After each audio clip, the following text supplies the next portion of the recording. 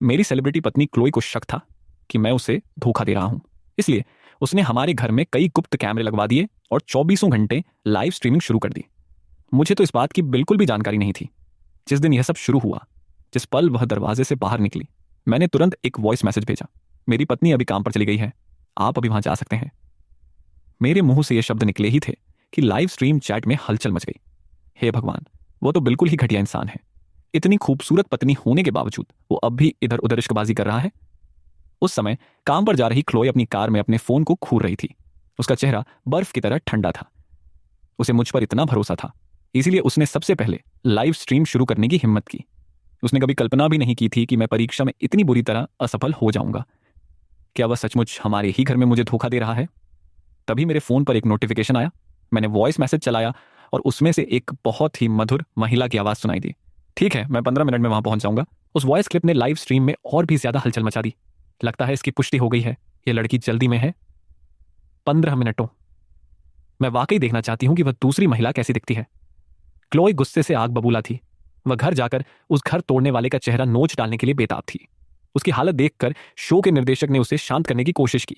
Chloe, शायद यह वैसा नहीं है जैसा तुम सोच रही हो, ज्यादा परेशान मत होइए। क्लोई लाइव स्ट्रीम को देखती रही। उसका चेहरा भावहीन और खामोश था। चैट में मौजूद उनके प्रशंसकों ने उनके ठंडे व्यवहार को देखा और उन्हें सांत्वना भरे संदेशों की बाढ़ भेज दी, लेकिन ऐसा लगा जैसे उन्होंने उन्हें देखा ही ना हो। उसकी निगाहें मुझ पर टिकी हुई थीं। उसे अब भी यकीन नहीं हो रहा था कि मुझ में किसी को अपने घर पर आमंत्रित करने की हिम्मत कैसे हुई। क्या मुझे इस बात का डर नहीं था कि वह अचानक घर आ सकती है? तभी स्क्रीन पर दिख रहे मुझ में से किसी ने अचानक अपना फोन उठाया और क्लोई को कॉल किया। उसका चेहरा भावहीन था, लेकिन उसने अपने लहजे में थोड़ा बदलाव किया और सामान्य तरीके से फोन का जवाब दिया। अरे जान, क्या हालचाल है? ज्यादा कुछ नहीं, मैं बस ये सुनिश्चित करना चाहता था कि आप कार्यालय सुरक्षित पहुंच गए हों। मेरी बातें सुनकर क्लोई का चेहरा और भी ठंडा पड़ गया। पहले तो वह भावुक हो जाती, लेकिन अभी उसे अपने चेहरे पर एक सिहरन सी महसूस हुई। यह कॉल उसके प्रति चिंता व्यक्त करने के लिए नहीं थी, यह स्पष्ट रूप से इस बात की पुष्टि करने के लिए था कि वह अप्रत्याशित रूप से घर नहीं आएगी। क्लोई ने अपनी भावनाओं को बड़ी मुश्किल से दबाया और शांत भाव से कहा, मैं काम पर हूं, मुझे एक मीटिंग में जाना है, इसलिए मैं अब फोन रख रहा हूं। ठीक है, जब तक आप वहां हैं, मैंने रात के खाने के लिए खाना मंगवाया है, तुम्हारे सारे पसंदीदा व्यंजन, मैंने मुस्कुराते हुए कहा। कुछ और बातें करने के बाद मैंने फोन काट दिया। लाइव स्ट्रीम के दौरान कमेंट्स की बाढ़ सी आ गई। वाह, देखकर ही पता चलता है कि वह इसमें माहिर है। वह कॉल सिर्फ यह पता लगाने के लिए थी कि क्लोई घर वापस आएगी या नहीं। धमाके के साथ क्लोई ने स्टूडियो का दरवाजा खोला। उसका चेहरा गंभीर था और वह अपनी जगह पर बैठ गई। उसकी सहायक ने संकोच से उसका अभिवादन किया। हे क्लोई। कंट्रोल रूम में सहायक ने क्लोई के ठंडे चेहरे को देखकर धीरे से पूछा, क्लोई, शांत होने की कोशिश करो। क्या वह अक्सर तुम्हें इसी तरह फोन करता है? यह सुनकर क्लोई ने दांत पीसते हुए कहा, महीने में कम से कम 10 बार। सहायक अचंभित रह गया। यह प्राय? उनके बगल में बैठी निर्देशक भी हैरान रह गई। क्या उसमें घोड़े जैसी सहन शक्ति है? लाइव स्ट्रीम पर तुरंत ही मुझे एक घटिया इंसान कहने वाले कमेंट्स की बाढ़ आ गई। बेशक मुझे इन सब बातों की कोई जानकारी नहीं थी। मैंने अभी अभी केतली में पानी उबाला था और सोफे पर बैठकर अपने फोन में कुछ देख रहा था। कुछ देर बाद दरवाजे की घंटी बजी। दरवाजे की घंटी बजते ही लाइव स्ट्रीम चैट तुरंत बंद हो गई और कंट्रोल रूम में क्लोई ने अपनी मुट्ठियां भींच ली। उसकी निगाहें स्क्रीन पर टिकी हुई थी। मैंने मुस्कुराते हुए दरवाजा खोला और फर्श पर चप्पल की एक जोड़ी रख दी। लंबे बालों वाली एक लंबी महिला अंदर आई। चप्पल बदलने के लिए झुकते ही उसकी आकर्षक आकृति और भी मनमोहक हो गई। फिर वह मेरे साथ सोफे पर बैठ गई। महिला का चेहरा देखते ही लाइव स्ट्रीम चैट में फिर से टिप्पणियों की बाढ़ आ गई। कंट्रोल रूम में क्लोई ने वह दृश्य देखा और मेरे पहले के वॉइस मैसेज से जोड़कर अब उसे यकीन हो गया था कि मैं धोखा दे रहा हूं। वह घर जाकर मुझसे सामना करने के अलावा और कुछ नहीं चाहती थी। क्लोई, अभी घबराओ मत, चलो देखते हैं कि असल में क्या हो रहा है, निर्देशक ने सलाह दी। क्लोई ने कुछ नहीं कहा। उसकी निगाहें ठंडेपन से स्क्रीन पर टिकी हुई थी। स्क्रीन पर वह महिला मेरी ओर अधीरता से देख रही थी। बस बहुत हो गया, हर बार वही होता है। मैं कब बिना किसी गोपनीयता के आपसे मिलने आ सकता हूं? जल्द ही, 1 महीने में तुम खुलकर आ सकोगी। मैं क्लोई को सब कुछ बता दूंगी और फिर हमें छुप छुप कर आने की जरूरत नहीं पड़ेगी। जब लाइव स्ट्रीम देखने वालों ने मेरे शब्द सुने तो उन्होंने उनका बिल्कुल अलग तरीके से अर्थ निकाला। वाह, ऐसा लग रहा है कि वह क्लोई को तलाक देने जा रहा है। बेचारी क्लोई, क्या वो मुझे छोड़कर जा रहा है? वो कमीना, क्लोई ने रोते हुए गुस्से में बड़बड़ाया। निर्देशक ने उसे एक टिश्यू दिया। क्लोई, अभी रोना मत। अगर वह आपको छोड़कर जाने वाला है तो आपको संपत्ति के बंटवारे के बारे में सोचना शुरू कर देना चाहिए। हाँ, बिल्कुल सही क्लोई, सहायक ने बीच में कहा। तुम्हें अपना ख्याल रखना होगा। क्लोई उनकी एक भी बात नहीं सुन पा रही थी। वह स्क्रीन पर टकटकी लगाए अपने आंसू पोंछ रही थी। घर में जेसिका ने मेरी बात सुनी और थोड़ी हैरान रह गई। अपनी पत्नी को बता दो, मैंने सिर हिलाया। हमारी मुलाकात जेसिका से 5 साल पहले उसके दादाजी के माध्यम से हुई थी। वह सिर्फ इतना जानती थी कि उसके दादाजी मेरा बहुत सम्मान करते थे, लेकिन क्यों ये उसे नहीं पता था। उसने पूछा था, लेकिन उसके दादाजी ने कभी इसका जवाब नहीं दिया। बस इतना कहा कि मैं एक बहुत ही असाधारण व्यक्ति था। जेसिका ने आश्चर्य से पूछा, मुझे पता है कि आप राष्ट्रीय स्तर के शीर्ष विद्वान और ऑनरेलियन विश्वविद्यालय में प्रोफेसर थे। अपनी पत्नी से कबूल करने के लिए और क्या बचा है, मुझे बताओ। जेसिका के शब्दों ने लाइव स्ट्रीम चैट में हलचल मचा दी। क्या वह शेखी बघार रहा है? एक शीर्ष विद्वान प्रोग्रामर के रूप में काम कर रहा है, ऑनरेलियन विश्वविद्यालय में एक प्रोफेसर? यह तो बिल्कुल नकली है। कितना हास्यास्पद झूठ है। एक शीर्ष राष्ट्रीय विद्वान, ऑनरेलियन में एक प्रोफेसर। यह देश के सर्वश्रेष्ठ विश्वविद्यालयों में से एक है। कंट्रोल रूम में क्लोई और डायरेक्टर भी स्तब्ध रह गए। निर्देशक ने पूरी तरह से अचंभित होकर पूछा, क्लोई, क्या इनमें से कुछ भी सच है? क्लोई को लगा कि कुछ गड़बड़ है, इसलिए उसने रोना बंद कर दिया। उसने अपने आंसू पोंछे और सिर हिलाया। बिल्कुल नहीं, मेरे पति एक साधारण से आदमी हैं। उन्होंने कभी भी खुद को शीर्ष विद्वान होने का जिक्र नहीं किया, और ऑनरेलियन में प्रोफेसर होना तो और भी असंभव है। मैंने इतने सालों में उसे कभी डीसी जाते हुए भी नहीं देखा। जब लाइव स्ट्रीम देखने वालों ने क्लोई की बातें सुनी तो चैट फिर से भर गई। मुझे पता था कि वह झूठ बोल रहा है। यह लड़का महिलाओं को प्रभावित करने के लिए मनगढ़ंत बातें बना रहा है। बिल्कुल, वह जरूर कोई धोखेबाज होगा। देखते ही देखते दर्शकों ने अपनी अपनी भविष्यवाणियां करना शुरू कर दिया। स्क्रीन पर मैंने जेसिका की तरफ मुस्कुराते हुए कहा, तुम्हें 1 महीने में पता चल जाएगा। अभी समय सही नहीं है। जेसिका की जिज्ञासा और भी बढ़ गई। आपकी अन्य पहचान क्या है? ऐसी क्या बात हो सकती है जिससे मेरे दादाजी आपका इतना सम्मान करते हों, और आपको अपनी पत्नी से कौन सा रहस्य छिपाना है? हालांकि जेसिका की जिज्ञासा बढ़ गई थी, लेकिन उसने देखा कि मैं इससे ज्यादा कुछ नहीं कहने वाला था। अंततः वह मान गई। ठीक है, मैं 1 महीने इंतजार कर लूंगा। फिर उसने मेरी तरफ देखा और खिलखिलाकर हंस पड़ी।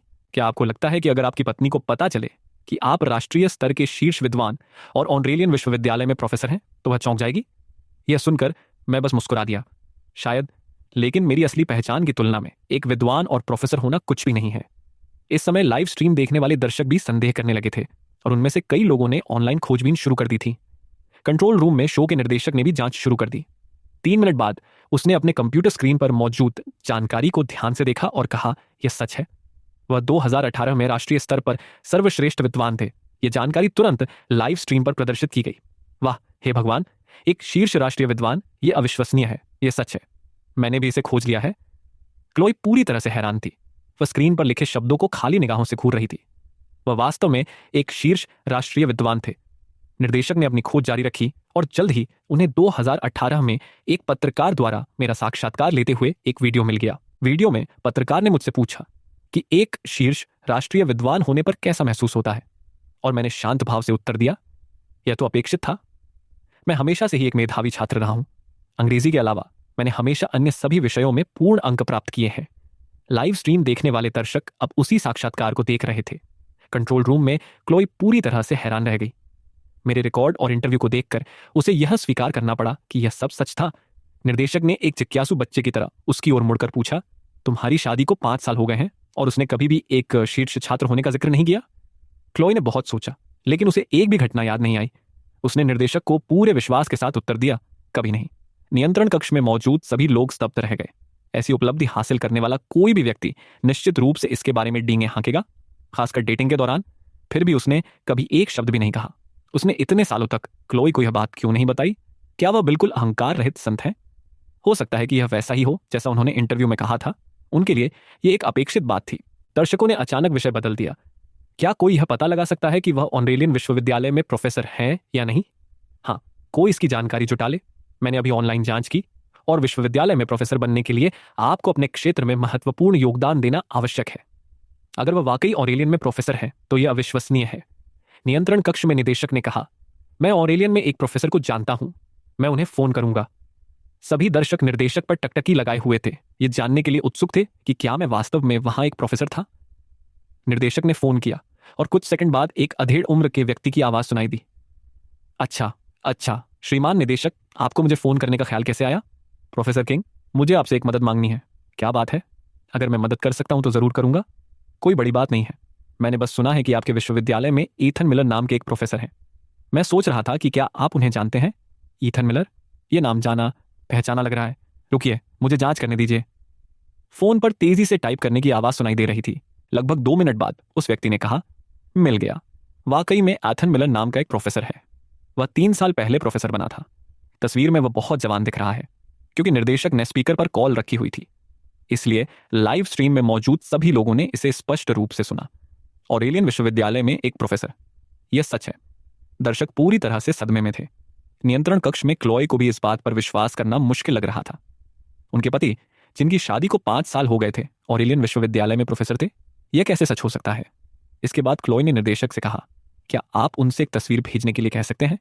हो सकता है कि यह सिर्फ एक ही नाम का कोई व्यक्ति हो। 1 मिनट से भी कम समय बाद निर्देशक के फोन पर एक संदेश आया। यह एक कर्मचारी फाइल की हाल ही में खींची गई तस्वीर थी, और तस्वीर में दिख रहा व्यक्ति निस्संदेह मैं ही था।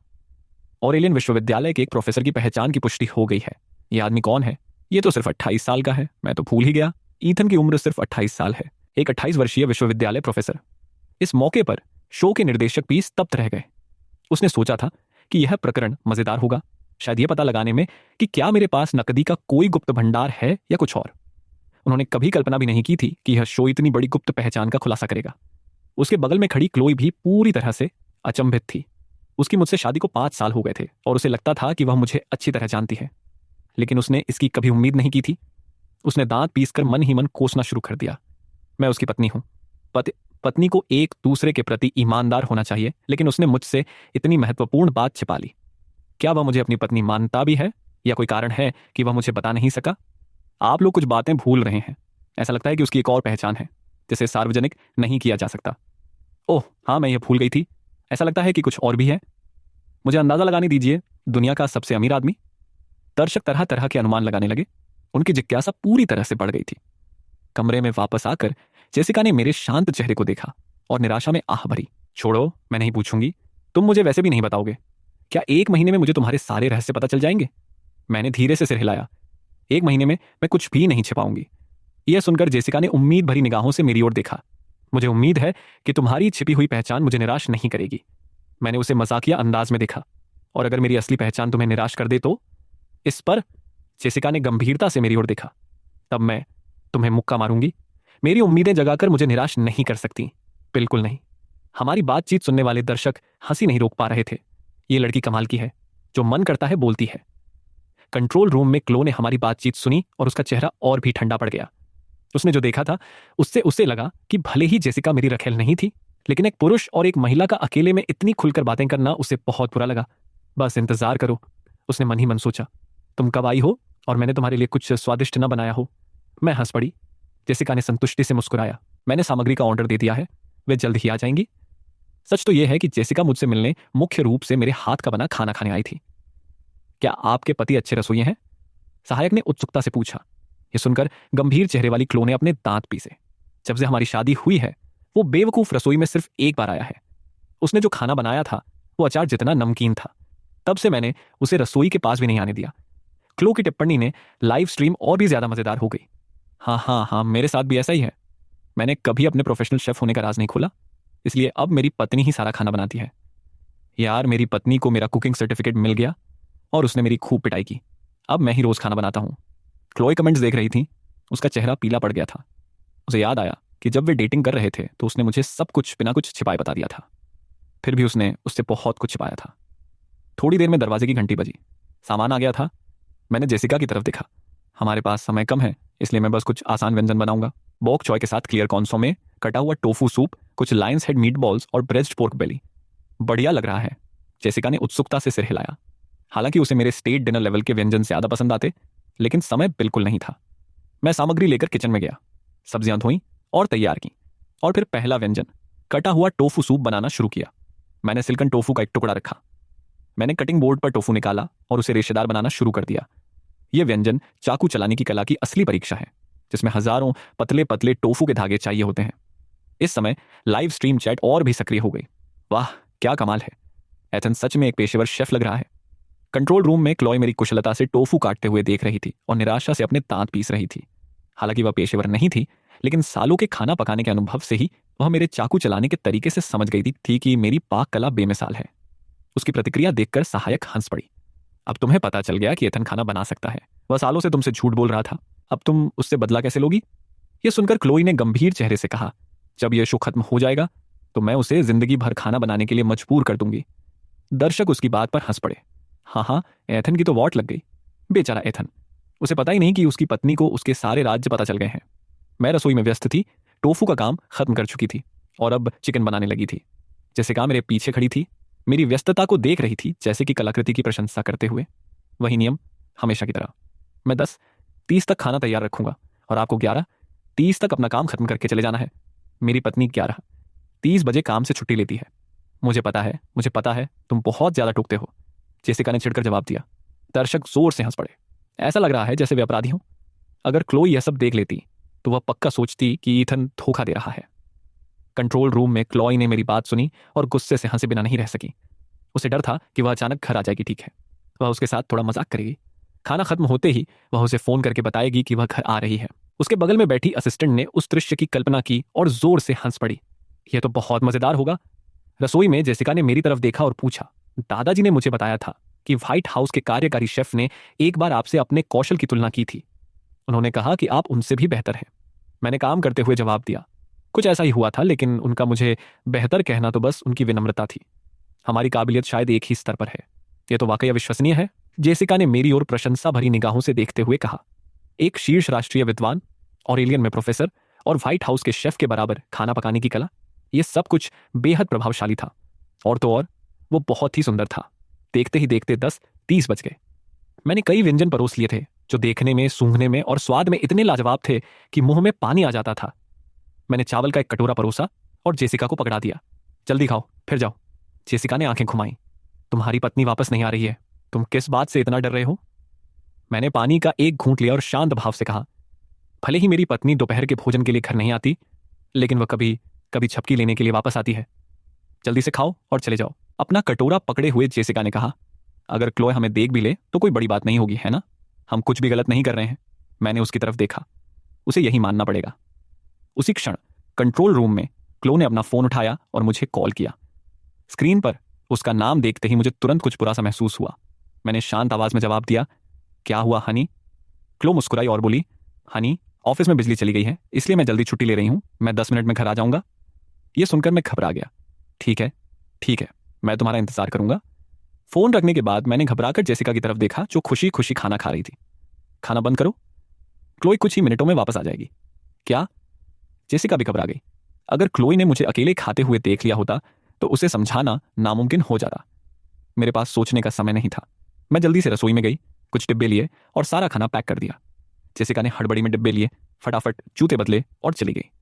मैंने तुरंत मेज साफ की, बर्तन रखे और कमरे में हवा आने के लिए खिड़कियां खोल दी। 3 मिनट में बर्तन धोने के बाद मैंने सफाई पूरी की और हांफते हुए सोफे पर बैठ गई। मैंने समय देखा और राहत की सांस ली। उफ, बस समय पर। बाल बच गई। उस समय लाइव स्ट्रीम में अनगिनत दर्शक जोर जोर से हंस रहे थे। कंट्रोल रूम में क्लोई और निर्देशक को भी यह बहुत मजेदार लगा। खासकर क्लोई इतनी जोर से हंस रही थी कि उसके हाथ कांप रहे थे। उसे बदले की मीठी सी अनुभूति हो रही थी, लेकिन इतना ही काफी नहीं था। क्लोई ने फिर से अपना फोन उठाया। अगले ही पल क्लोई का फोन देखकर मैं हैरान रह गई। क्या हुआ हनी? क्लोई ने आह भरी। ओह हनी, ऑफिस में बिजली आ गई है। मेरे बॉस चाहते हैं कि मैं काम पर वापस जाऊं। यह सुनकर मेरे दिमाग में लाखों ख्याल दौड़ पड़े, लेकिन मुझे शांत होने का नाटक करना पड़ा। ओह ठीक है, मैं समझ गई। मेरा जवाब सुनकर क्लोई मुस्कुराई। ठीक है। फोन रखने के बाद उसने खुशी से मुट्ठी हवा में लहराई। ईथन अभी बहुत परेशान होगा। उसने उस खाने पर इतनी मेहनत की और उसे एक निवाला भी नहीं मिला। हाँ। कंट्रोल रूम में क्लोई अब बहुत खुश थी। वह उसकी पीठ पीछे किसी और औरत को घर ले आया था और भले ही कुछ नहीं हुआ, फिर भी वे गुस्से में थी। अब जब उसने उसे थोड़ा परेशान कर दिया था तो उसका आधा गुस्सा शांत हो गया था। शो का डायरेक्टर भी खुश था। एपिसोड का नतीजा उम्मीद से ज्यादा मनोरंजक था। उसने क्लोई की तरफ मुस्कुराते हुए कहा, यह तो पहला दिन है और हमने तुम्हारे पति के इतने सारे राज पहले ही जान लिए हैं। आज के हालात के आधार पर शायद उसके पास और भी कुछ है और हम अगले कुछ दिनों में उसका पता लगा लेंगे। क्लोई की जिज्ञासा बढ़ गई। उसका पति और क्या छुपा रहा था? कुछ ऐसा जो जेसिका को भी नहीं पता था? उसे शीर्ष विद्वान या प्रोफेसर होने की कोई परवाह नहीं थी। न केवल क्लोई और निर्देशक अटकलें लगा रहे थे, बल्कि अनगिनत दर्शक भी सोच रहे थे वह कौन सी दूसरी पहचान छुपा रहा था और क्यों। इस समय हर कोई अनुमान लगा रहा था कि क्या मेरी भी कोई दूसरी पहचान है। स्क्रीन पर मैंने अपना फोन निकाला, एक नंबर डायल किया और उसे स्पीकर पर रख दिया। कॉल कनेक्ट हो गई और एक अधेड़ उम्र के व्यक्ति की आवाज सुनाई दी। प्रोफेसर मिलर, मैं आपके लिए क्या कर सकता हूं? मैं तुम्हारी सेवा में हूं। आप अध्यक्ष हैं, मैं आपको भला क्या करने का आदेश दे सकता हूं। उस व्यक्ति का लहजा बहुत ही सम्मानजनक था। आप ऐसा नहीं कह सकते महोदय, असली प्रतिभा तो आप में है। आपके समर्थन के बिना कंपनी आज इस मुकाम पर नहीं होती। उस व्यक्ति ने उत्सुकता से पूछा, प्रोफेसर मिलर, आप स्पष्ट रूप से बहुत धनी हैं, तुम अपनी पत्नी को क्यों नहीं बताते? मैंने उसे सीधे जवाब नहीं दिया, बल्कि मुस्कुराते हुए कहा, 1 महीने में मैं अपनी पत्नी को सब कुछ बता दूंगा, फिर हमें इस तरह दिखावा करने की जरूरत नहीं पड़ेगी। वह आदमी हंसा। अगर तुम्हारी पत्नी को पता चले कि तुम्हारे पास कितना पैसा है तो उसका मुंह खुला का खुला रह जाएगा। हमने कुछ और पल बात की, फिर फोन रख दिया और लाइव स्ट्रीम चैट में फिर से हलचल मच गई। वाह, लगता है ईथन की छिपी हुई पहचान अब सामने आने वाली है। फोन पर बात करने वाला व्यक्ति एक कंपनी का चेयरमैन था और वह एथन के प्रति बहुत ही सम्मानजनक था। ऐसा लगता है कि एथन बहुत अमीर है। वह अपनी पत्नी से यह बात क्यों छुपाएगा? कंट्रोल रूम में बैठा निर्देशक स्तब्ध रह गया। उसे लगा था कि शुरुआती उत्साह के बाद शो की रफ्तार धीमी पड़ सकती है, लेकिन अब एक और बड़ा खुलासा हो गया था। सहायक ने क्लोई की ओर देखकर पूछा, क्लोई, क्या तुमने कभी एथन के बैंक खाते का बैलेंस देखा है? क्लोई ने बेबसी से सिर हिलाया। वह भी उतनी ही उलझन में थी। उसके पास 5 साल से कोई नौकरी नहीं है और वह एक बार में सिर्फ कुछ दिनों के लिए ही बाहर जाता है। उसके पास ज्यादा पैसे नहीं होने चाहिए। तभी चैट में एक टिप्पणी आई, क्लोई की बातों से मुझे लग रहा है, क्या यह अवैध पैसा हो सकता है? इस बारे में सोचो। वह इसे अपनी पत्नी से क्यों छिपाएगा? शायद इसलिए क्योंकि पैसा साफ सुथरा नहीं है। क्लोई ने ये टिप्पणियां देखी और उसका चेहरा पीला पड़ गया। सहायक ने तुरंत उसे आश्वस्त करते हुए कहा, उनकी बातों पर ध्यान मत दो, वे बस अंदाजा लगा रहे हैं। निर्देशक ने आगे कहा, मैं सारा से सहमत हूं। सहायक का नाम, ईथन का पैसा शायद उसी कंपनी से आता है। स्क्रीन पर मैं सोफे पर आराम से बैठा टीवी देख रहा था, एकदम तरोताजा। अचानक मेरा फोन बज उठा। चीफ एंडरसन, क्या हालचाल है? फोन क्यों किया? इसे बीते 1 अरसा हो गया है। मैं सोच रहा था कि कल ड्रिंक के लिए आऊं। मैं हंस पड़ा। चीफ, अगर आप सिर्फ मेरी कुकी खाना चाहते हैं तो आप सीधे कह दीजिए। हाँ हाँ, ठीक है, तो मैं शर्माऊंगी नहीं। हमने कुछ और मिनट बात की और फिर फोन रख दिया। शहर के दूसरी तरफ ऑस्टिन पुलिस प्रमुख के कार्यालय में चीफ एंडरसन दिलचस्प शो सीक्रेट लाइव्स देखते हुए हल्के से मुस्कुरा रहे थे। दर्शक फिर से टिप्पणी करने लगे, क्या ये चीफ एंडरसन उस महिला की तरह एथन की एक और पहचान उजागर करने वाले हैं? क्लो ने टिप्पणी देखी, थोड़ी देर सोचा और कहा, मैंने कभी किसी चीफ एंडरसन का नाम नहीं सुना। सहायक थोड़ा अवाक रह गया। आप एथन के कितने परिचितों को जानती हैं? क्लो ने सोचा, मैं कुछ से मिली हूं। 2 साल पहले उनकी क्लास रियूनियन में मैं उनके लगभग 20 सहपाठियों से मिला था, लेकिन मुझे उनके चेहरे याद नहीं हैं। सहायक ने अपना चेहरा हाथों से ढक लिया। उसके दोस्तों के बारे में क्या? आप कितनों को जानते हैं? क्लोई ने आत्मविश्वास से जवाब दिया, एक तो वह है, लेकिन वह अब विदेश में रह रहा है। यह कहने के बाद क्लोई के चेहरे पर सख्ती छा गई। पहले वाली महिला जेसिका और चीफ एंडरसन जिनसे उन्होंने अभी बात की थी, वह उन दोनों को नहीं जानती थी और वे दोनों एथन के बहुत करीब लगते हैं। दर्शकों ने दोबारा कमेंट करना शुरू कर दिया, क्लोई, तुम बेचारी, आपका पति आपसे सब कुछ छुपाता है। उसकी पहचान, उसका अतीत, वे लोग जिन्हें वह जानता है, आपको बिल्कुल भी जानकारी नहीं है। क्लोई ने टिप्पणियां पढ़ी और उसे खुद पर दया आने लगी। वह एथन की पत्नी थी। उसने उसे अपना पूरा दिल दे दिया था, फिर भी उसने उससे सब कुछ छिपा लिया। जल्द ही काम से छुट्टी का समय हो गया। क्लोई ने निर्देशक को अलविदा कहा और सीधे घर चली गई। लाइव स्ट्रीम समाप्त होने के बाद सहायक हिचकिचाया और निर्देशक से बोला, सर, इस लाइव शो से किसी की निजता का उल्लंघन आसानी से हो सकता है। उदाहरण के लिए, जो महिला पहले खाना खा रही थी, हमने उसे भी रिकॉर्ड किया है। अगर वह मुकदमा कर दे तो क्या होगा? निर्देशक ने बस मुस्कुरा दिया, चिंता मत करो, प्रोडक्शन टीम ने इन मुद्दों पर पहले ही विचार कर लिया है। इसका उचित समाधान निकाला जाएगा। सहायक ने सिर हिलाया और कुछ नहीं कहा। अगली सुबह नाश्ता करते समय मैंने क्लोई से पूछा, क्या तुम आज दोपहर के भोजन के लिए घर आ रही हो? यह सुनकर क्लोई अवाक रह गई। उसे उम्मीद थी कि मैं पूछूंगा। अगर वह दोपहर के भोजन के लिए घर आती तो चीफ एंडरसन यहां नहीं आते। यह सोचकर कि मैं उससे सालों से हर कुछ दिनों में यही सवाल पूछता आ रहा था, क्लोई को गुस्सा आ गया, लेकिन फिर भी उसने शांत भाव से जवाब दिया, नहीं, मैं दोपहर के भोजन के लिए वापस नहीं आऊंगी। लाइव स्ट्रीम पहले से ही दर्शकों से भरी हुई थी। यह अजीब है, इसमें छिपाने जैसा क्या है? हाँ, दोस्तों का घर आना सामान्य बात है, इसे लेकर इतना गुप्त रहने की कोई जरूरत नहीं है ना? स्क्रीन पर मैं फोन पर बात कर रहा था। मुखिया जी, आप यहां कितने बजे पहुंचेंगे? लगभग 10 बजे। मुझे पहले कुछ काम निपटाने हैं। ठीक है, कोई जल्दी नहीं है। मैंने फोन काट दिया और सामग्री तैयार करने चला गया। चीफ एंडरसन ने अपना काम खत्म करने के बाद ही सुबह 9:30 बजे गाड़ी चलाना शुरू किया। कल अपने वरिष्ठों से निर्देश मिलने के बाद उन्होंने सीक्रेट लाइव्स प्रोडक्शन टीम की जांच की और पाया कि यह एक बिल्कुल नया शो था। ईथन के रहस्य को और बढ़ाने के लिए उसके वरिष्ठों ने विशेष रूप से उससे लाइव स्ट्रीम पर आने के लिए कहा था, ताकि दर्शकों को अनुमान लगाने के लिए मजबूर किया जा सके। उच्च अधिकारियों का मकसद मनोरंजन के जरिए एथन की पहचान उजागर करना था, जिससे जनता का ध्यान और अधिक आकर्षित हो सके। लेकिन उन्हें कैसे पता चला कि सीक्रेट लाइव शो एथन पर केंद्रित था? ऐसा लगता है कि एथन को इस बात का बिल्कुल भी अंदाजा नहीं है कि उसका लाइव प्रसारण हो रहा है।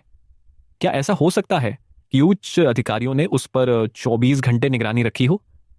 यह विचार थोड़ा अवास्तविक लग रहा था। वहां पहुंचने के बाद चीफ एंडरसन ने नीचे खड़ी काली प्रोडक्शन वैन पर एक नजर डाली और जल्दी से ऊपर चले गए। कुछ ही देर बाद वह लाइव स्ट्रीम पर दिखाई दिए। मैं हाल ही में इतना व्यस्त रहा हूं कि भोजन के लिए भी नहीं आ पाया। पुलिस प्रमुख के पद से सेवानिवृत्त होने के बाद मैं यहां हर दिन आऊंगा। जैसे ही उन्होंने यह कहा, लाइव स्ट्रीम चैट टिप्पणियों से भर गई। पुलिस प्रमुख के किरदार को देखकर निर्देशक के पसीने छूट गए। किसी की सहमति के बिना उसका लाइव स्ट्रीमिंग करना गैरकानूनी था। प्रोडक्शन टीम ने इस तरह की समस्याओं का अनुमान लगाया था और उन्हें पैसे से हल करने की योजना बनाई थी। लेकिन क्या पैसा इस समस्या को हल कर सकता है? बातचीत खूब चल रही थी। यह खत्म हो गया है, यह खत्म हो गया है, शो रद्द होने वाला है। निर्देशक ने टिप्पणियों को देखा, फिर स्क्रीन पर मौजूद प्रमुख व्यक्ति को देखा और घबराने लगा। वह क्या करे? प्रसारण रोके या जारी रखे? रुकने का मतलब भारी नुकसान होगा, लेकिन जारी रखने पर इसके परिणाम कौन भुगतेगा? हो सकता है कि यह चीफ एंडरसन असली पुलिस प्रमुख भी ना हो। उसने खुद को दिलासा देने की कोशिश की। दर्शकों ने निर्देशक की बात सुनी और आपस में कहा, उसकी पहचान पता लगाना आसान है। उसके पद पर बैठे लोगों की जानकारी सार्वजनिक है, बस ऑनलाइन खोज लीजिए, है ना? मैं अभी खोज रहा हूं। निर्देशक ने तुरंत ऑनलाइन खोजबीन की और उन्हें तुरंत एक तस्वीर के साथ ढूंढ लिया। उसने स्क्रीन पर दिख रहे मुखिया को देखा, फिर ऑनलाइन मौजूद तस्वीर को देखा और उसका चेहरा पीला पड़ गया। हे भगवान, वह तो वाकई कमाल का है। निर्देशक को मुंह में कड़वा स्वाद महसूस हुआ। क्या एथन को सिर्फ एक प्रोग्रामर नहीं बनना था? उन्हें इतने उच्च पदस्थ अधिकारी के बारे में कैसे पता चला? क्लोई तो और भी ज्यादा हैरान थी। उसके पति को इतने महत्वपूर्ण व्यक्ति के बारे में कैसे पता था और उसने यह बात उससे क्यों छिपाई थी? स्क्रीन पर मैं पहले से ही तैयार व्यंजन मेज पर ला चुका था। मुखिया जी, अगर आप भविष्य में मेरे हाथ का बना खाना खाना चाहते हैं तो शायद आपको वॉशिंगटन डीसी आना पड़ेगा। चीफ एंडरसन अपना भोजन कर रहे थे, तभी उन्होंने मेरी बात सुनी और रुक गए। ऐसा क्यों? मैं मुस्कुराया। मैं वॉशिंगटन डीसी में बसने की योजना बना रहा हूं, लेकिन मैं हर साल मिलने वापस आता रहूंगा। प्रमुख ने असमंजस में पूछा, अचानक डीसी क्यों चले गए? क्या ऑस्टिन में रहना अच्छा नहीं है? मैंने बस मुस्कुरा दिया और आगे कुछ नहीं बताया। उन्हें मेरी असली पहचान का पता नहीं था। अगले महीने इसका खुलासा होने के बाद मुझे संभवतः वॉशिंगटन डीसी में जाना पड़ेगा। इसका मुख्य कारण यह है कि मेरे पास जो चीजें हैं उन्हें देखकर कई अन्य देश ईर्ष्या करते हैं। अगर मैं ऑस्टिन में रहता हूं तो मेरा परिवार खतरे में पड़ जाएगा। टिप्पणियों का सिलसिला फिर से शुरू हो गया। ईथन अगले महीने डीसी जा रहा है। वहां रियल एस्टेट बेहद महंगा है। एक ठीक ठाक आकार के घर की कीमत शायद करोड़ों में होगी, है ना? सहायक ने उत्सुकता से पूछा, क्लोई, क्या आप लोग डीसी जा रहे हैं? क्लोई अभी भी सदमे में थी। उसे कुछ भी याद नहीं था। क्या यह अब भी उसका पति था? जब से यह शो शुरू हुआ उसे ऐसा महसूस होने लगा जैसे उसने किसी अजनबी से शादी कर ली हो। लाइव स्ट्रीम पर चीफ एंडरसन स्वादिष्ट भोजन का आनंद ले रहे थे। यह अब तक का सबसे बेहतरीन खाना है जो मैंने खाया है। उन महंगे रेस्टोरेंटों का खाना इसकी बराबरी नहीं कर सकता।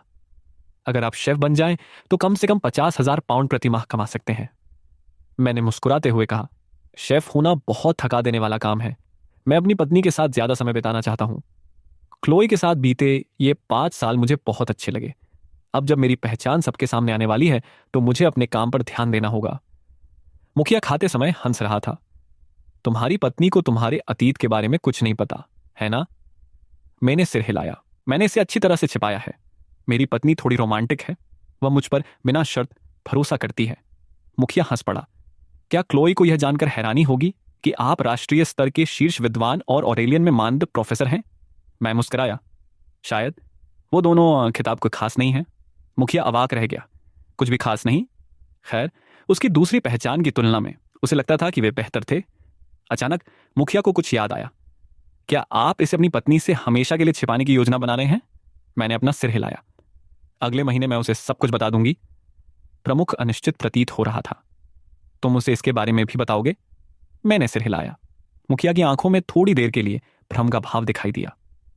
4 साल पहले उन्होंने एक गोपनीयता समझौते पर हस्ताक्षर किए थे जिसमें उन्हें अपने सामने मौजूद युवक की पहचान उजागर करने से मना किया गया था। उस समय वह असमंजस में था। क्या इस पहचान को गुप्त रखना वाकई जरूरी था? खाना खाने के बाद चीफ एंडरसन ने मेरे कंधे पर थपथपाया और मुस्कुराए। मेरे प्यारे ईथन, हम एक दूसरे को 10 साल से जानते हैं। अगर आपको कभी भी किसी चीज में मदद की जरूरत हो तो बेझिझक पूछें। प्रमुख के जाने के बाद लाइव स्ट्रीम फिर से जीवंत हो उठी। तो मुखिया एथन को जानता है क्योंकि वह राष्ट्रीय स्तर का एक शीर्ष छात्र था। लेकिन उनकी बातों से यह स्पष्ट है कि मुखिया को एथन की दूसरी पहचान के बारे में पता है। मुझे लगा कि वह इसे उजागर कर देगा। यह जिज्ञासा मुझे मार रही है। प्रोडक्शन वैन में निर्देशक इस बात पर विचार कर रहे थे कि चीफ एंडरसन को रोककर माफी मांगी जाए या नहीं। कुछ देर असमंजस में रहने के बाद उसने अपना फोन उठाया और शो के प्रायोजक को फोन किया। हालांकि निर्देशक अपनी बात पूरी कर पाते उससे पहले ही दूसरी तरफ मौजूद व्यक्ति ने उन्हें बीच में ही रोक दिया। मैं समझता हूं, बस अपना काम करो, मैं इसे संभाल लूंगा। फोन रखने के बाद निर्देशक ने राहत की सांस ली। कंट्रोल रूम में क्लोई स्क्रीन को घूरती रही और उसकी उलझन बढ़ती ही गई। स्क्रीन पर मैं सोफे पर लेटा हुआ टीवी देख रहा था और उबा हुआ दिख रहा था। मैं बाहर जाना चाहता था लेकिन कुछ भी दिलचस्प नहीं लग रहा था। इसके अलावा मेरी पहचान के कारण लोगों की एक टीम गुप्त रूप से 24 घंटे मेरी सुरक्षा कर रही थी। अचानक मेरा फोन बजा और मैंने तुरंत उसका जवाब दिया। राष्ट्रपति ग्रांट। दूसरी तरफ से राष्ट्रपति ग्रांट हंस रहे थे। मेरी पोती कहती है कि आपके घर के आसपास का नजारा बहुत सुंदर है। मैं कल आने की सोच रहा हूं और उससे पहले आपके यहां आकर कुछ ड्रिंक्स पी लूंगा। राइली, मैं मुस्कुराए बिना नहीं रह सकी। एक और व्यक्ति मुफ्त भोजन के लिए आ रहा है। फोन रखने के बाद दर्शकों ने फिर से कमेंट करना शुरू कर दिया। कॉल के दूसरी तरफ की आवाज सुनाई नहीं दे रही है, लेकिन एथन ने कहा कि वह किसी को लेने एयरपोर्ट जा रहा है। क्या यह कोई और बड़ा नाम हो सकता है? नियंत्रण कक्ष में क्लोई एक बार फिर असमंजस में पड़ गई। घर में कोई और भी आ रहा था। अगली सुबह सवालों के उसी नियमित क्रम के बाद क्लोई उदास चेहरे के साथ घर से निकल गई। जैसे ही वह लिफ्ट में दाखिल हुई उसे अपने पेट में एक अजीब सी बेचैनी महसूस हुई। हालांकि उसे इसकी उम्मीद थी, फिर भी यह बात उसे परेशान कर रही थी। सुबह 10:00 ऑस्टिन हवाई अड्डे के मुख्य हॉल में एक पारंपरिक सूट पहने एक ऊर्जावान बुजुर्ग व्यक्ति खड़ा होकर इंतजार कर रहा था। तभी एक लंबा चौड़ा व्यक्ति उसकी ओर दौड़ता हुआ आया। दादाजी, बूढ़े आदमी ने देखा कि वह जेसिका थी। आप लगभग 5 दिनों से ऑस्टिन में हैं, है ना? क्या तुम फिर से मुफ्त भोजन के लिए एथन के यहां जा रहे हो? जेसिका अवाक रह गई। नहीं, मैं सिर्फ एक बार गया था और अचानक उसकी पत्नी घर आ रही थी, इसलिए मैं डर गया और अपना खाना खत्म किए बिना ही टेकआउट बॉक्स लेकर भाग गया। बूढ़ा व्यक्ति दिल खोलकर हंसा। चलो, एथन के घर चलते हैं। वह शायद इस समय रसोई में व्यस्त होगा। जेसिका और भी ज्यादा परेशान हो गई थी। दादाजी, आपने मुझे पहले क्यों नहीं बताया? मैंने पहले ही एक रेस्टोरेंट में रिजर्वेशन करा लिया है और मेरा दोस्त वहां मेरा इंतजार कर रहा है। इस बीच लाइव स्ट्रीम पर मौजूद दर्शक चैट को स्क्रॉल कर रहे थे। मेहमान कहाँ हैं? वे अभी तक यहां क्यों नहीं आए हैं? मैं कब से इंतजार कर रहा हूं। वे सभी यह जानने के लिए बेताब थे कि आज का आगंतुक कौन है, लेकिन अभी तक किसी का कोई आभास नहीं था। तभी दरवाजे पर दस्तक हुई। लाइव स्ट्रीम पर सभी ने दरवाजे की घंटी सुनी और फिर मुझे रसोई से बाहर निकलते देखा। दर्शक तुरंत उत्साहित हो गए। अरे यार, मैं सुबह 8 बजे से देख रहा हूं, आखिरकार वे आ ही गए। नियंत्रण कक्ष में मौजूद सभी लोग भी एकदम सतर्क हो गए। उनकी निगाहें स्क्रीन पर टिकी हुई थीं। सूट पहने एक अधेड़ उम्र का आदमी दरवाजे पर खड़ा था। वह एक साधारण व्यक्ति जैसा नहीं दिखता था। प्रोफेसर मिलर बहुत दिनों बाद मिले। मुझे देखकर वह व्यक्ति थोड़ा संकोच से भर गया। दर्शकों ने इसे देखा और टिप्पणी करना शुरू कर दिया। यह आदमी एक सफल व्यवसायी जैसा दिखता है। वह एथन के सामने इतना विनम्र व्यवहार क्यों कर रहा है? नियंत्रण कक्ष में सहायक ने उस व्यक्ति को देखा और उसे लगा कि वह परिचित लग रहा है, लेकिन वह उसे पहचान नहीं पाई। क्लोई भी उत्सुकता से स्क्रीन की ओर देख रही थी। उसे ऐसा लगा जैसे वह आदमी उसके पति के सामने एक अधीनस्थ की तरह व्यवहार कर रहा हो। मिस्टर डेविस की मुद्रा देखकर मैंने आह भरी। आपको ऐसा होने की जरूरत नहीं है। आप मुझसे 20 साल बड़े हैं और हजारों कर्मचारियों वाली कंपनी के अध्यक्ष हैं। आप हमेशा इतने औपचारिक क्यों रहते हैं? लाइव स्ट्रीम चैट में जबरदस्त हलचल मच गई। सहायक पूरी तरह से अचंभित था। क्या एक प्रमुख निगम के अध्यक्ष प्रोफेसर मिलर के सामने झुक रहे हैं? क्लोई तो और भी ज्यादा हैरान थी। वह जानती थी कि उसका पति रहस्यमय है, लेकिन अपनी आंखों से एक चेयरमैन को एथन के सामने झुकते देखना उसके लिए बहुत बड़ा सदमा था। स्क्रीन पर श्री डेविस अभी भी बहुत संयमित दिख रहे थे। ईथन की ओर उसकी निगाहें जटिल थीं। उनके दिल में एथन न केवल एक ऐसा व्यक्ति था जिसकी वे प्रशंसा करते थे, बल्कि उनके परिवार का रक्षक भी था। 4 साल पहले उनकी बेटी को कैंसर का पता चला था और डॉक्टर ने कहा था कि उसके पास जीने के लिए 1 साल से भी कम समय बचा है। एक पिता के रूप में अपनी बेटी को इस तरह पीड़ित देखकर उनका दिल टूट गया था और वे बेहद दुखी थे। तभी उन्हें एक ऐसी खबर मिली जिससे उन्हें उम्मीद जगी। एक नैदानिक परीक्षण में कैंसर के लिए विशेष रूप से बनाई गई एक नई दवा का परीक्षण करने के लिए 100 रोगियों की भर्ती की जा रही थी। इसलिए उन्होंने अपनी बेटी का दाखिला करा दिया। बाद में उपचार के बाद उनकी बेटी की हालत में चमत्कारिक रूप से सुधार हुआ और 2 सप्ताह के भीतर कैंसर कोशिकाएं पूरी तरह से नष्ट हो गई। बाद में उन्हें पता चला कि कैंसर का इलाज करने वाले व्यक्ति का नाम एथन मिलर था और कैंसर की दवा का बड़े पैमाने पर उत्पादन उनकी अपनी कंपनी में किया जा रहा था। उस समय से उसने मेरे साथ लेन देन शुरू कर दिया। श्री डेविस ने मेरी ओर देखा। उनके चेहरे पर गंभीरता थी। प्रोफेसर मिलर, मेरी बेटी की जान बचाने के लिए आपका धन्यवाद। मैंने थोड़ी झुंझलाहट के साथ आह भरी। जब भी हम मिलते हैं तुम इसके लिए मुझे धन्यवाद देते हो। वह गंभीर बना रहा। उसकी निगाहें स्थिर रहीं। प्रोफेसर मिलर, अगर आपने कैंसर का इलाज नहीं खोजा होता तो मेरी बेटी 3 साल पहले ही इस दुनिया से चली गई होती। आपने न सिर्फ उसे बचाया बल्कि मेरे पूरे परिवार को बचाया। श्री डेविस के शब्दों ने देखते ही देखते लाइव स्ट्रीम में हलचल मचा दी। कैंसर ठीक हो गया? क्या यह सच है? 4 साल पहले एथन की उम्र कितनी थी? दर्शकों को इस बात पर विश्वास करना मुश्किल लगा। उन्हें बस इतना याद था कि 4 साल पहले एक ऐसी घोषणा की गई थी जिसने दुनिया को हिलाकर रख दिया था। कैंसर का इलाज हो चुका था, सभी प्रकार के कैंसर।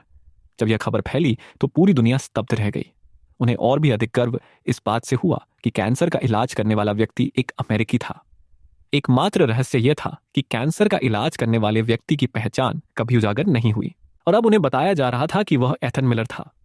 यह बात अविश्वसनीय रूप से अकल्पनीय थी। क्लोई पूरी तरह से अचंभित थी। क्या उनके पति ने कैंसर का इलाज किया था? उसे यह बात कैसे नहीं पता थी? इस पर अभी भी टिप्पणियां आ रही थीं और कुछ दर्शक सवाल उठा रहे थे कि क्या यह सब शो द्वारा रचा गया एक स्टंट था। निर्देशक ने सबको आश्वस्त करते हुए कहा, निश्चिंत रहें, हमने किसी अभिनेता को काम पर नहीं रखा है। अगर हमारी प्रोडक्शन टीम इतनी सक्षम भी होती तो भी हम पुलिस प्रमुख से अभिनय नहीं करवा पाते। आप हमें जरूरत से ज्यादा श्रेय दे रहे हैं। दर्शकों ने इस बारे में सोचा और महसूस किया कि निर्देशक की बात में दम था। तो हम ये कैसे साबित कर सकते हैं कि एथन ने ही कैंसर का इलाज किया था? स्क्रीन पर मैंने श्री डेविस से कहा, मैं एक शोधकर्ता हूं, यही मेरा काम है। श्री डेविस गंभीर बने रहे। फिर भी आप मेरे परिवार के रक्षक हैं। मैंने हाथ हिलाकर कहा, चलिए इस बारे में बात नहीं करते, बैठ जाइए। मैंने 2 कप गर्म चाय डाली और उन्हें दोनों को दे दी। मुस्कुराते हुए मैंने पूछा, राष्ट्रपति ग्रांट, आप कितने दिन रुकने की योजना बना रहे हैं? बूढ़े व्यक्ति ने एक घूंट लिया और व्यंग्य भरी मुस्कान के साथ कहा, अधिकतम 3 दिन। मैं अब भी ऑरेलियन विश्वविद्यालय का अध्यक्ष हूं। एक बार रिटायर होने के बाद मैं जहां चाहूं वहां जा सकता हूं। उसी क्षण लाइव स्ट्रीम एकदम शांत हो गई। सभी लोग उस बूढ़े आदमी के शब्दों को समझने की कोशिश कर रहे थे। कंट्रोल रूम में डायरेक्टर भी हैरान और साथ ही भयभीत था। अगर यह सचमुच ऑस्ट्रेलियन यूनिवर्सिटी का प्रेसिडेंट था तो उसका काम तमाम हो गया था। उसकी अनुमति के बिना ही उसका लाइव स्ट्रीम किया गया था। अगले ही पल डायरेक्टर अपने कंप्यूटर की ओर भागा और तेजी से टाइप करने लगा। सिर्फ डायरेक्टर ही नहीं, अनगिनत दर्शक भी खोज रहे थे। जानकारी सार्वजनिक थी और आसानी से मिल गई थी। आधे मिनट के भीतर दर्शक खोज परिणामों को देख रहे थे। उनके रोंगटे खड़े हो रहे थे। वह बूढ़ा आदमी सचमुच ऑस्ट्रेलियन यूनिवर्सिटी का प्रेसिडेंट था। असिस्टेंट भी इस जानकारी से दंग रह गई। उसने कभी सोचा भी नहीं था कि शो में इतना बड़ा खुलासा होगा। क्लोई ने सहज रूप से अपना मुंह ढक लिया। ऑस्ट्रेलियन यूनिवर्सिटी का प्रेसिडेंट उसके पति से इतनी आत्मीयता से बात कर रहा था। डायरेक्टर की भावनाएं दूसरों से अलग थीं। सदमे के अलावा उसे बहुत डर लग रहा था। पुलिस प्रमुख ने उसे पहले ही डरा दिया था, लेकिन आज इस बूढ़े आदमी ने उसे पूरी तरह से डरा दिया था। वह बुरी तरह भयभीत हो गया। निर्देशक ने जल्दी से शो के प्रायोजक को फोन किया, हकलाते और कांपते हुए। लेकिन इससे पहले कि वह अपनी बात पूरी कर पाता, फोन कट गया। मुझे पता है, स्ट्रीम को चालू रखें, मैं देख रहा था। निर्देशक ने राहत की सांस ली, लेकिन फिर भी अनिश्चितता से पूछा, क्या आपको यकीन है कि सब ठीक है? दूसरी तरफ से शांत आवाज आई, मैंने कहा कि सब ठीक है, इसलिए सब ठीक है। आपको इसके बारे में चिंता करने की जरूरत नहीं है। स्क्रीन पर हम खाना खा रहे थे और बातें कर रहे थे। तभी श्री डेविस खड़े हुए, मेरी ओर अपना गिलास उठाया और बोले, प्रोफेसर मिलर, मेरी बेटी की जान बचाने के लिए एक बार फिर आपका धन्यवाद। मैं आपके सम्मान में टोस्ट प्रस्तावित करना चाहता हूं। मैं थोड़ा निराश होकर खड़ा हुआ और उनके साथ गिलास टकराए। फिर मैंने अपना गिलास उनकी ओर उठाया और कहा, मैंने भी आपको वर्षों से बहुत परेशान किया है। आपको मेरी पत्नी को धोखा देने की साजिश में मेरे साथ शामिल होने के लिए मजबूर किया है। श्री डेविस हंस पड़े। दर्शकों ने हमारी बातचीत सुनी और उन्हें वह आई मैसेज चैट याद आ गई जो मैंने कुछ देर पहले एक रहस्यमय चेयरमैन के साथ की थी। तो यही वह व्यक्ति था। बेचारी क्लोई को बुरी तरह धोखा दिया गया है। नियंत्रण कक्ष में क्लोई स्तब्ध थी। तो पिछले 5 वर्षों से उसका पति उस चेयरमैन के साथ मिलकर साजिश रच रहा था और पूरे 5 वर्षों तक उससे झूठ बोलता रहा। लाइव प्रसारण के दौरान मैंने श्री डेविस की ओर देखा और पूछा, क्या आप और राष्ट्रपति ग्रांट दोनों 3 दिनों के लिए ऑस्टिन में रुक रहे हैं? श्री डेविस ने अपना सिर हिलाया। मैं कल दोपहर वापस जा रहा हूं, कंपनी में बहुत काम है। एपेक्स फार्मा के चेयरमैन पद से रिटायर होने के बाद मैं आपसे अक्सर मिलने आ सकूंगा। श्री डेविस के शब्दों ने दर्शकों की जिज्ञासा जगा दी। राष्ट्रपति ग्रांट की पहचान उजागर हो चुकी थी, लेकिन श्री डेविस की नहीं। अब हर कोई एपेक्स फार्मा के चेयरमैन की तलाश कर रहा था। निर्देशक ने भी तुरंत खोजना शुरू कर दिया। टाइप करते समय उनका दिल तेजी से धड़क रहा था और वे प्रार्थना कर रहे थे कि कहीं यह कोई और वीआईपी न हो। 30 सेकंड बाद उसका चेहरा एकदम पीला पड़ गया। एपेक्स फार्मा के चेयरमैन का नाम डैनियल डेविस है। फाइल में उनकी तस्वीर शामिल थी। निर्देशक कांप रहा था। वह एक और प्रमुख हस्ती थी। हम इतने बदनसीब कैसे हो गए? हम एक साधारण रियलिटी शो शुरू करते हैं और अंत में हमारा सामना उन सभी शक्तिशाली लोगों से होता है जिन्हें वह नाराज करने का जोखिम नहीं उठा सकता। वह प्रायोजक को फोन करके शो बंद करवाना चाहता था, लेकिन फिर उसे याद आया कि पॉस लाइव स्ट्रीमिंग देख रहा था और निश्चित रूप से उसे फोन करेगा, जिससे उसे थोड़ी राहत मिली। सहायक और क्लोई भी ऑनलाइन जानकारी देख रही थीं। दोनों पूरी तरह से हैरान थीं। ईथन के सभी आगंतुक प्रमुख हस्तियां थीं। सहायक ने कहा, एपेक्स फार्मा द्वारा निर्मित कैंसर की दवा वही है जिसकी घोषणा 4 साल पहले की गई थी। दर्शकों को भी इस बात का एहसास हुआ और वे सदमे से भर गए। इसका मतलब यह था कि एथन ही वह व्यक्ति था जिसने कैंसर का इलाज किया था। ईथन, मैं सचमुच बहुत प्रभावित हूं। वह इलाज 4 साल पहले सामने आया था जब एथन केवल 24 साल का था। अविश्वसनीय। दर्शक पूरी तरह से चकित रह गए। क्लोई भी स्तब्ध रह गई। उनके पति इतने प्रतिभाशाली थे। स्क्रीन पर हम तीनों अपनी अनौपचारिक बातचीत जारी रखे हुए थे। राष्ट्रपति ग्रांट ने मेरी ओर देखा। उनकी आंखों में प्रशंसा का भाव था। मैंने लंबा जीवन जिया है, लेकिन तुम्हारे जैसा प्रतिभाशाली युवा मैंने कभी नहीं देखा। 24 साल की उम्र में कैंसर का इलाज करना। तुम्हारी उम्र के बहुत कम लोग शोध के प्रति इतने समर्पित होते हैं। मैंने धीरे से सिर हिलाया। हर किसी का अपना रास्ता होता है। कुछ लोग खूब पैसा कमाना चाहते हैं, कुछ मशहूर होना चाहते हैं और कुछ बस एक साधारण जीवन जीना चाहते हैं। शोध जगत में मेरी उम्र के और भी लोग हैं जो उतने ही समर्पित हैं। राष्ट्रपति ग्रांट ने सिर हिलाया और फिर उत्सुकता से पूछा, तो तुम्हारा सपना क्या है? मैं मुस्कुराया। मेरा चेहरा गंभीर हो गया और मेरी आवाज दृढ़ हो गई। मेरा सपना सरल है। मैं चाहता हूं कि स्वास्थ्य सेवा सभी के लिए सस्ती हो। मैं चाहता हूं कि मानवता अब बीमारियों से पीड़ित न हो। मैं चाहता हूं। मैंने अपना आखिरी वाक्य पूरा नहीं किया। बीच में ही मुझे एहसास हुआ कि मैं बाकी बातें राष्ट्रपति ग्रांट और श्री डेविस को नहीं बता सकता। उन्हें सिर्फ इतना पता था कि मैंने कैंसर का इलाज किया है। वे मेरी अन्य शोध उपलब्धियों से अनभिज्ञ थे। मैं अपने वरिष्ठों की अनुमति के बिना एक शब्द भी प्रकट नहीं कर सकता था। मेरी बात सुनकर उनके चेहरे गंभीर हो गए और उनकी आंखों में विस्मय भर गया।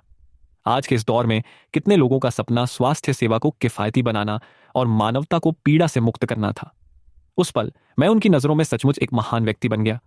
उन्होंने उन पूंजीपतियों के बारे में सोचा जिन्होंने केवल लाभ के लिए अनुसंधान को वित्त पोषित किया और दवाओं का विकास किया। कुछ तो और भी बदतर थे। उन्होंने जानबूझकर धीमी गति से काम करने वाले, लंबे समय तक चलने वाले उपचारों को चुना, जबकि वे त्वरित इलाज विकसित कर सकते थे। पूंजी के लिए सब कुछ पैसे के बारे में ही था। इस समय लाइव स्ट्रीम देखने वालों की संख्या 7 लाख से अधिक हो चुकी थी।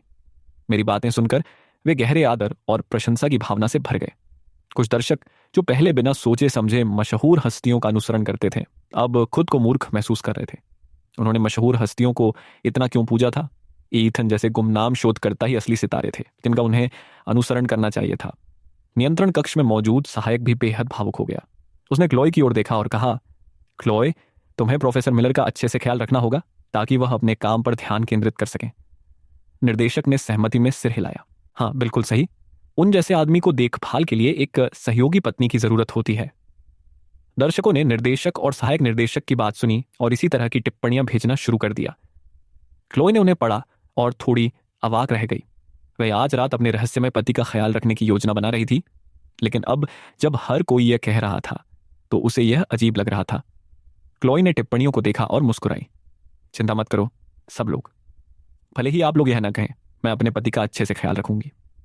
उसी समय छुप कर कुछ लोग चुपचाप फोन कॉल कर रहे थे। ब्रूस, मुझे पता है कि कैंसर का इलाज किसने किया?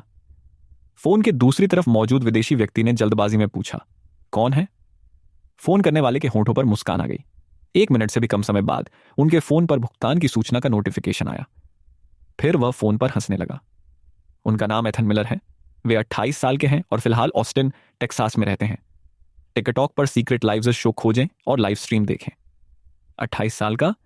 क्या तुम्हें लगता है कि मैं बेवकूफ हूं? एक 28 वर्षीय व्यक्ति ने कैंसर का इलाज किया। ब्रूस का लहजा एकदम ठंडा पड़ गया। फोन करने वाले ने शांत भाव से जवाब दिया, यह सब सच है। अगर आपको यकीन नहीं है तो खुद देख लीजिए। फिर उसने फोन काट दिया। लाइव स्ट्रीम पर 7 लाख दर्शकों ने श्रद्धांजलि अर्पित की, लेकिन जहां अनगिनत प्रशंसक उत्साहित थे, वहीं विदेशी संगठनों के गुप्त संपर्क फोन कर रहे थे।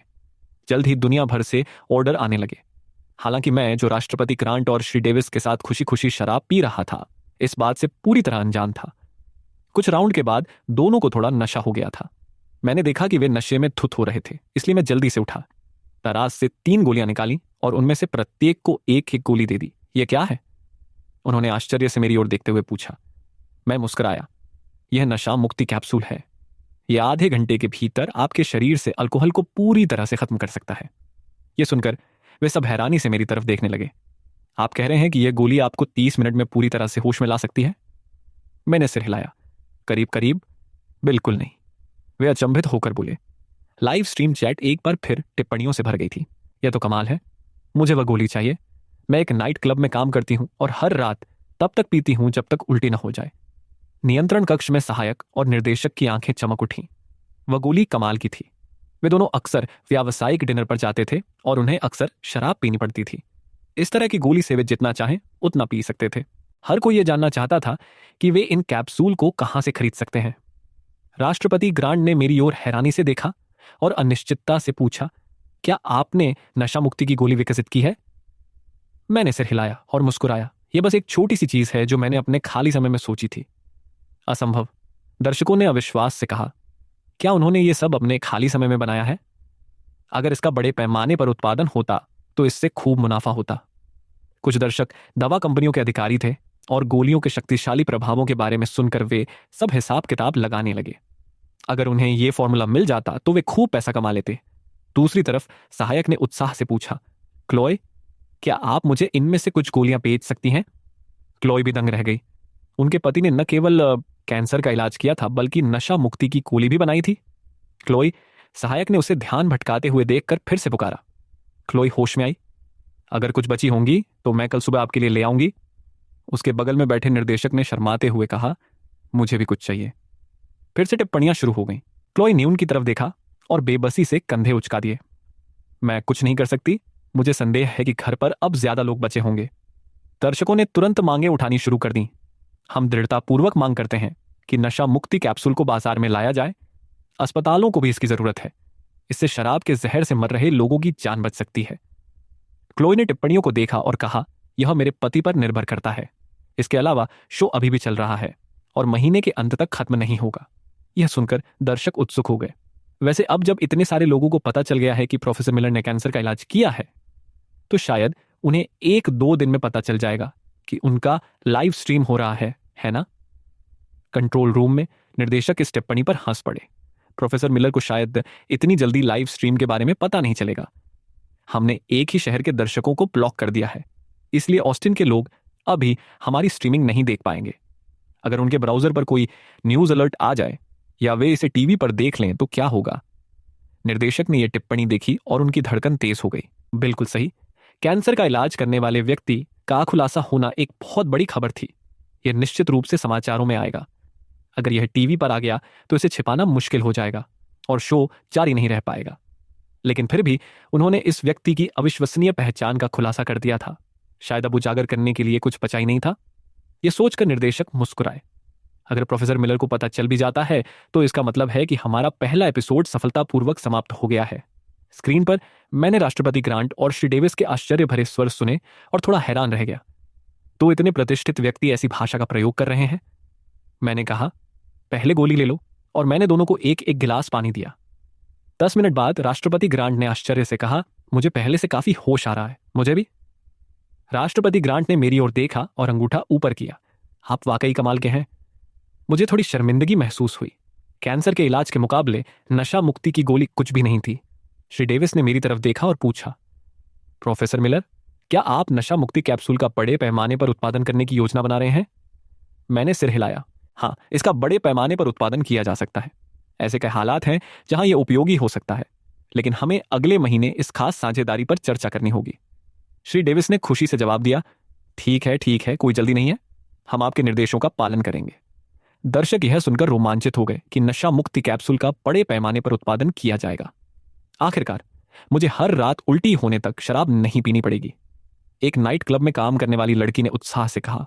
स्क्रीन पर मैं अभी भी राष्ट्रपति ग्रांट और श्री डेविस से बात कर रहा था। दोपहर 1:00 मेरा फोन अचानक बज उठा। मैंने फोन पर नजर डाली और जवाब दिया, श्री सुलिवन, क्या बात है? फोन क्यों? दूसरी तरफ से श्री सुलिवन हंसे। प्रोफेसर मिलर, मैं उतर गया हूं। मैं व्यापार के सिलसिले में शहर में हूं और कल आपसे मिलने की उम्मीद कर रहा था। मैं बस इतना ही कह सका। जरूर, आ जाइए। प्रेसिडेंट ग्रांट और मिस्टर डेविस भी यहां हैं। दूसरी तरफ से आवाज उलझन भरी लग रही थी। President Grant, mister Davis. President Grant ऑनरेलियन यूनिवर्सिटी के प्रेसिडेंट हैं, आप उन्हें जानते होंगे। मिस्टर डेविस एपेक्स फार्मा के चेयरमैन हैं। यह सुनकर मिस्टर सुलिवन हैरान रह गए। डैनियल डेविस भी वहां है, तो मैं कल सुबह मिलने आऊंगा। फोन रखने के बाद मिस्टर डेविस ने उत्सुकता से पूछा, कौन था वो? मैं मुस्कुराया।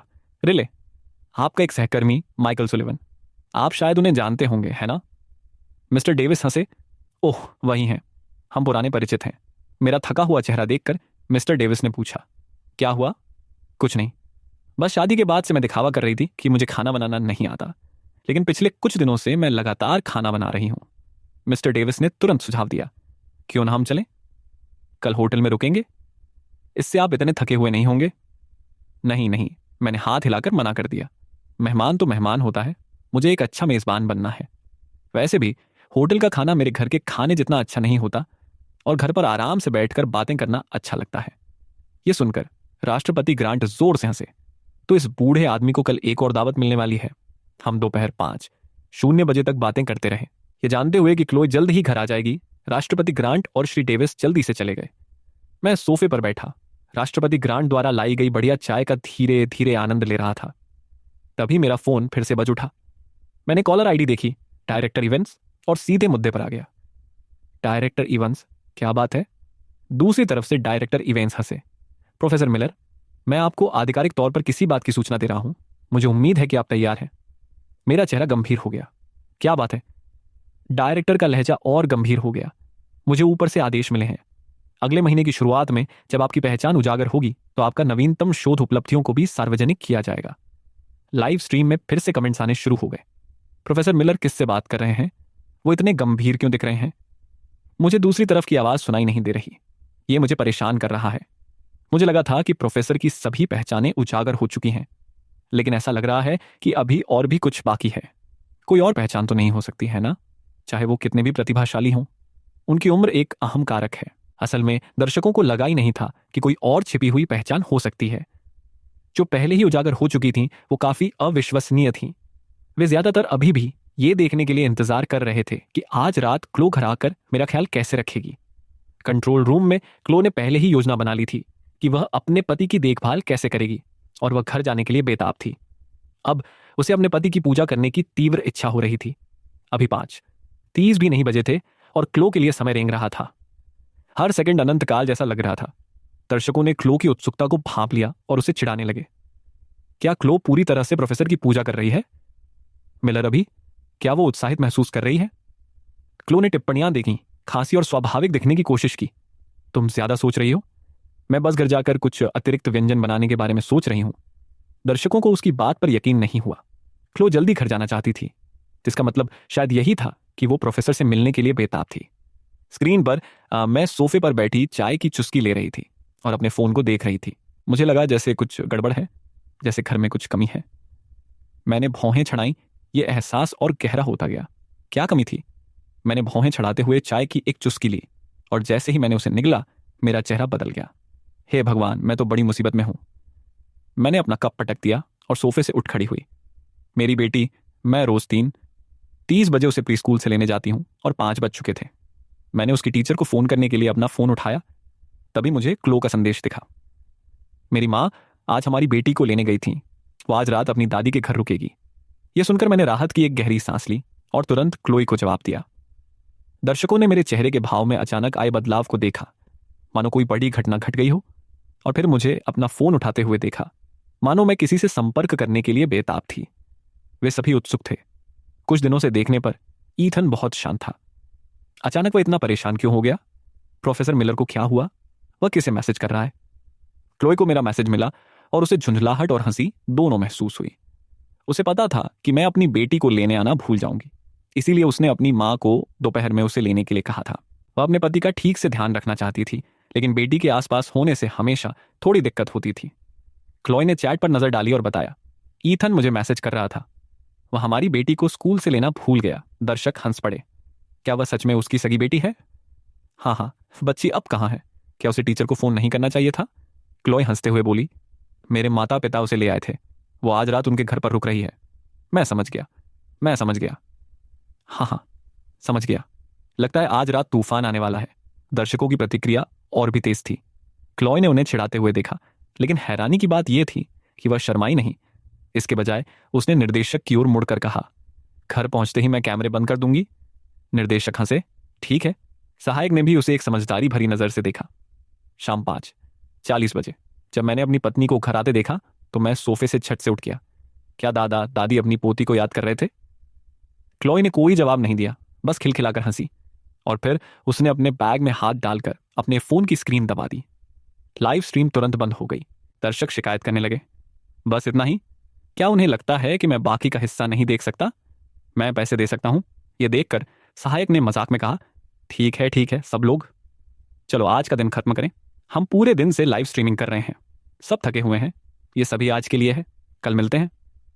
फिर लाइव स्ट्रीम खत्म हो गई। उसी क्षण क्लो ने मुझे कसकर गले लगा लिया।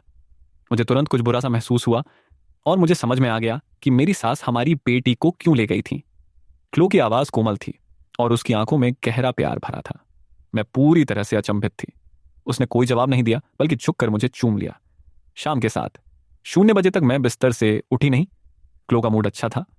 बेटा तुम थोड़ी देर आराम कर लो, मैं खाना बनाने जाती हूँ।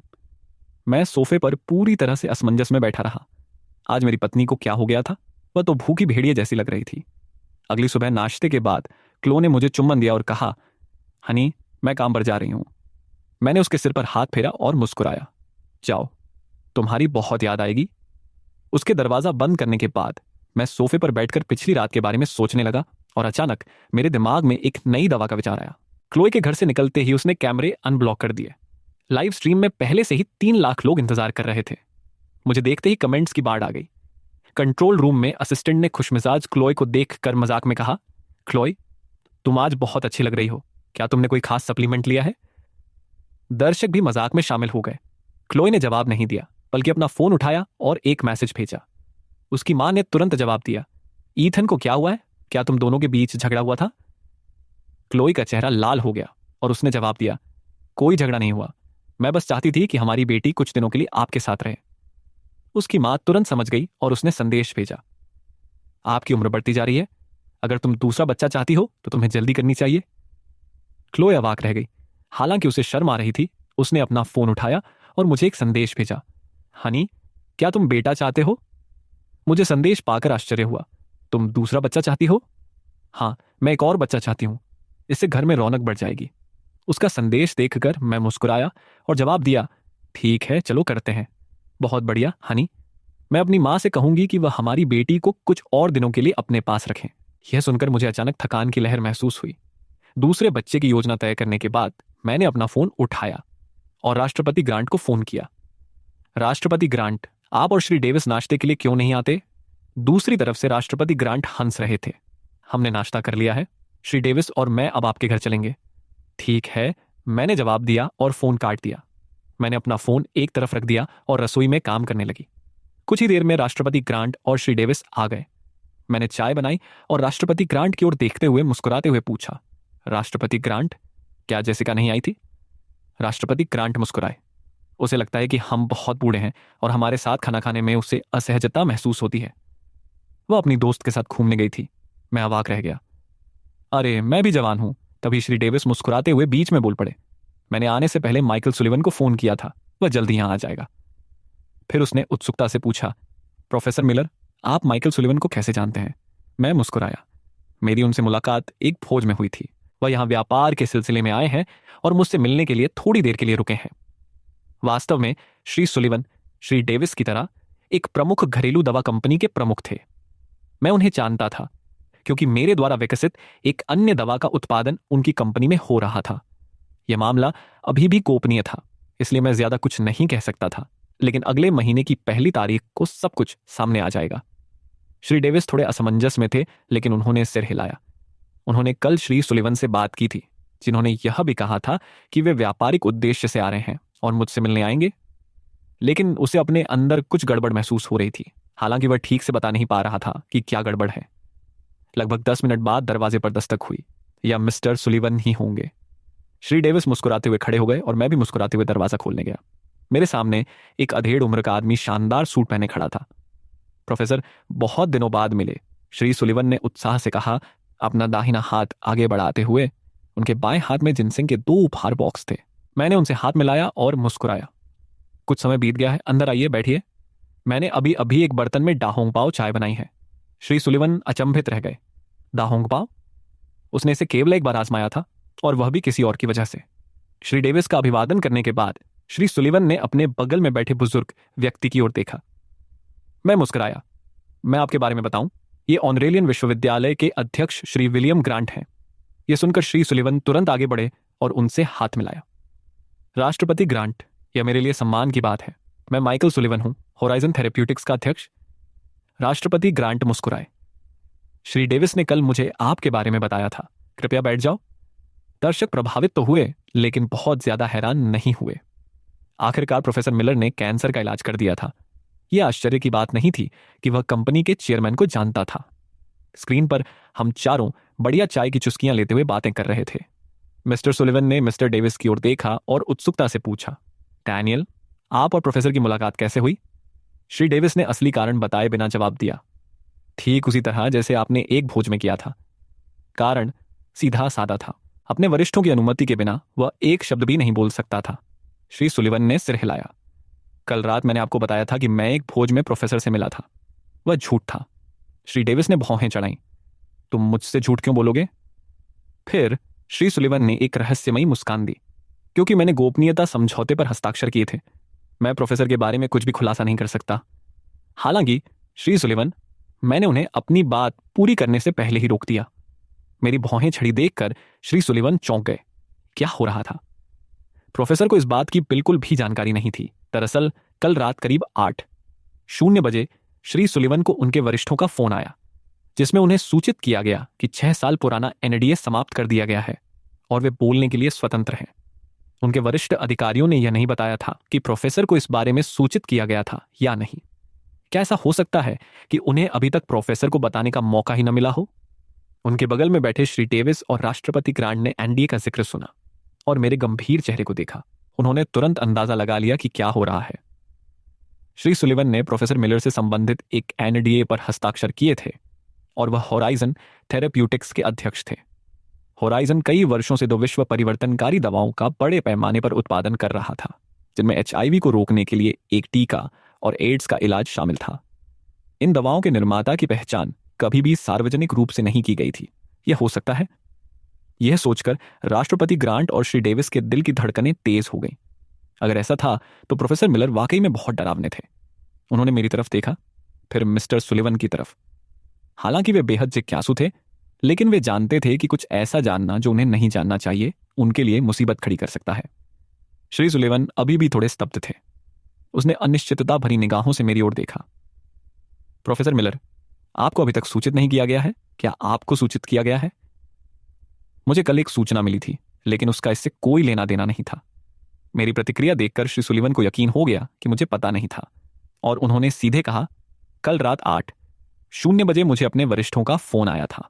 उन्होंने कहा कि एड्स के इलाज पर आपका काम अब सार्वजनिक किया जा सकता है। पिछला एनडीए समाप्त किया जाता है। श्री सुलिवन के शब्द राष्ट्रपति ग्रांट और श्री डेविस पर बिजली के झटके की तरह लगे। क्या एड्स का इलाज करने वाले व्यक्ति भी एथन मिलर ही थे। लाइव स्ट्रीम के दौरान अनगिनत दर्शक सदमे से कांप उठे और स्क्रीन पर टिप्पणियों की बाढ़ आ गई। एड्स और कैंसर विश्व की दो सबसे बड़ी चिकित्सा चुनौतियां थीं। कैंसर एक अलग बात थी। कम से कम शुरुआती से मध्य चरणों में इलाज की संभावना थी और यहां तक कि अंतिम चरणों में भी चमत्कार हो सकते थे। लेकिन एड्स बिल्कुल अलग था। एचआईवी वायरस लगातार अपनी संख्या बढ़ाता और उत्परिवर्तित होता रहा। इससे पहले 200 से अधिक विभिन्न एचआईवी टीके विकसित किए गए थे और वे सभी नैदानिक परीक्षणों में असफल रहे थे। 3 साल पहले संयुक्त राज्य अमेरिका ने एक ऐतिहासिक घोषणा की थी। एड्स पूरी तरह से ठीक हो चुका था। शुरू में कई लोग संशय में थे, लेकिन जैसे जैसे अधिक से अधिक मरीज ठीक होते गए, संदेह धीरे धीरे दूर होता गया। हे भगवान, यह तो बिल्कुल पागलपन है। प्रोफेसर मिलर ने एड्स का भी इलाज किया था। नियंत्रण कक्ष में मौजूद सहायक और निर्देशक भी स्तब्ध रह गए। ईथन मिलर बहुत ही प्रतिभाशाली थे। इस पूरे समय क्लोए का मुंह खुला ही रह गया था। उनके बगल में बैठी निर्देशक पहले से ही ऑनलाइन खोज कर रही थी। मुख्य रूप से श्री सुलिवन की पहचान जानने की कोशिश कर रही थी। उन्हें जो जानकारी मिली उसके अनुसार माइकल सुलिवन होराइजन थेरेप्यूटिक्स के प्रमुख थे और एचआईवी का टीका और इलाज वहीं तैयार किया गया था। इसके अलावा ऑनलाइन उपलब्ध उसकी तस्वीरें लाइव स्ट्रीम पर दिख रहे व्यक्ति से पूरी तरह मेल खाती थीं। इसका मतलब यह था कि एथन मिलर ने वास्तव में एड्स का इलाज कर दिया था। निर्देशक ने दर्शकों को बताया, मैंने माइकल सुलिवन की पृष्ठभूमि की जांच कर ली है। वह वास्तव में होराइजन थेरेप्यूटिक्स के अध्यक्ष हैं और एचआईवी का टीका और इलाज उनकी कंपनी द्वारा ही निर्मित किया जाता है। इसका मतलब है कि एथन मिलर ने सचमुच एड्स का इलाज किया था। अविश्वसनीय। मैं कुछ नहीं कह सकता। आज से मैं प्रोफेसर मिलर का सबसे बड़ा प्रशंसक हूं। अगर किसी ने प्रोफेसर के बारे में एक भी बुरा शब्द कहने की हिम्मत की तो मैं उसे ढूंढ निकालूंगा। बहुत अद्भुत। अब मुझे विश्वास हो गया है। स्क्रीन पर उग्र टिप्पणियां उमड़ पड़ी। स्क्रीन पर राष्ट्रपति ग्रांट और श्री डेविस स्पष्ट रूप से विचलित दिखाई दे रहे थे। राष्ट्रपति ग्रांट ने भारी स्वर में कहा, प्रोफेसर मिलर, आप वास्तव में असाधारण हैं। उस क्षण विलियम ग्रांट ने खुद को पूरी तरह से विनम्र महसूस किया। यद्यपि वे एक प्रतिष्ठित विश्वविद्यालय के अध्यक्ष थे और उन्होंने स्वयं भी अकादमिक क्षेत्र में योगदान दिया था, फिर भी वे एथन की उपलब्धियों के सामने फीके पड़ गए। श्री डेविस की आंखों में भी गहरी प्रशंसा झलक रही थी। उनकी प्रतिक्रिया देखकर मेरे माथे पर पसीने की एक बूंद आ गई। आप दोनों कृपया शांत हो जाइए। राष्ट्रपति ग्रांट ने अपना सिर हिलाया। उनके हाथ कांप रहे थे जब उन्होंने मेरा हाथ पकड़ा। मैंने जल्दी से उसे बैठने में मदद की। राष्ट्रपति ग्रांट, कृपया ज्यादा उत्साहित न हो। यह आपके स्वास्थ्य के लिए अच्छा नहीं है। भले ही मैंने एड्स का इलाज किया हो, लेकिन यह कोई बहुत बड़ी उपलब्धि नहीं है। मैंने अनगिनत पूर्ववर्तियों के कार्यों को आगे बढ़ाया है। यह केवल मेरी उपलब्धि नहीं थी। मैंने तो बस महान हस्तियों के कंधों पर खड़े होकर अंतिम चरण पूरा किया। राष्ट्रपति ग्रांट ने अपना सिर हिलाया। प्रोफेसर मिलर, आप बहुत ही विनम्र हैं। पिछले शोधकर्ताओं के पास प्रचुर मात्रा में डेटा था, तो वे एड्स का इलाज क्यों नहीं कर पाए? आप ही अकेले ऐसे क्यों थे जिन्होंने इसे ठीक किया? मैं अवाक रह गया। कुछ समय बाद राष्ट्रपति ग्रांट की भावनाएं स्थिर हो गईं। हम सब ने चाय की चुस्की ली और बातें की। फिर मिस्टर डेविस ने उत्सुकता भरी नजरों से मेरी ओर देखा। प्रोफेसर मिलर, क्या आप हमें एड्स के इलाज के अपने अनुभव के बारे में बता सकते हैं? यह देखकर लाइव स्ट्रीम में मौजूद 7 लाख लोगों के कान खड़े हो गए। मैंने चाय की एक घूंट ली और धीरे धीरे पीना शुरू किया। जब मैंने यह प्रोजेक्ट शुरू किया तो मैंने मौजूदा डेटा की समीक्षा की और फिर 10 मरीजों की निगरानी की व्यवस्था की ताकि मैं उनके शरीर में वायरस का अवलोकन कर सकूं। मैंने पाया कि एचआईवी वायरस अकल्पनीय गति से प्रतिकृति और उत्परिवर्तन करता है। प्रतिरक्षा प्रणाली द्वारा वायरस की पहचान करने और उस पर हमला करने के लिए एंटीबॉडी बनाने के बाद वायरस पहले ही उत्परिवर्तित हो चुका होता है। एंटीबॉडी वायरस से मुकाबला नहीं कर पाती, जिससे एक दुष्चक्र शुरू हो जाता है। अंततः प्रतिरक्षा प्रणाली नष्ट हो जाती है, लेकिन वायरस तेजी से प्रतिकृति और उत्परिवर्तन करता रहता है, जिससे प्रतिरक्षा प्रणाली पूरी तरह से ध्वस्त हो जाती है। जब मैं बोलता रहा तो सभी लोग ध्यान से सुनते रहे, मानो ये कोई सामान्य बातचीत हो। संक्षेप में, लक्ष्य प्रतिरक्षा प्रणाली को मजबूत करना था ताकि वह वायरस को उसकी प्रतिकृति और उत्परिवर्तन से पहले ही पहचान सके। दवा विकसित करने के लिए यही दृष्टिकोण अपनाया गया था। यह टीका थोड़ा अलग था। एचआईवी बिना किसी निश्चित पैटर्न के अनियमित रूप से उत्परिवर्तित होता है, जिस पर काबू पाने में काफी प्रयास करना पड़ा। प्रोफेसर मिलर, आप सचमुच प्रतिभाशाली हैं। मैंने झुंझलाहट में हाथ हिलाते हुए कहा, प्लीज अब इस बारे में और बात नहीं करते हैं। चलिए किसी और विषय पर बात करते हैं। मुझे राष्ट्रपति ग्रांट के लगातार आश्चर्य जताने से थोड़ी ऊब होने लगी थी। लाइव स्ट्रीम के दौरान कमेंट्स फिर से आने शुरू हो गए। प्रोफेसर मिलर बहुत ही विनम्र है। यह विश्वास करना मुश्किल है कि दुनिया की दो सबसे घातक बीमारियों का इलाज करने वाला व्यक्ति इतना विनम्र है। अद्भुत।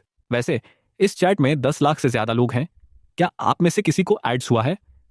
तभी कुछ टिप्पणियां दिखाई दी। मेरे पास वह था। अब तो ये कोई बड़ी बात नहीं है क्योंकि मैं ठीक हो चुका हूं। ये एक दुखद कहानी है।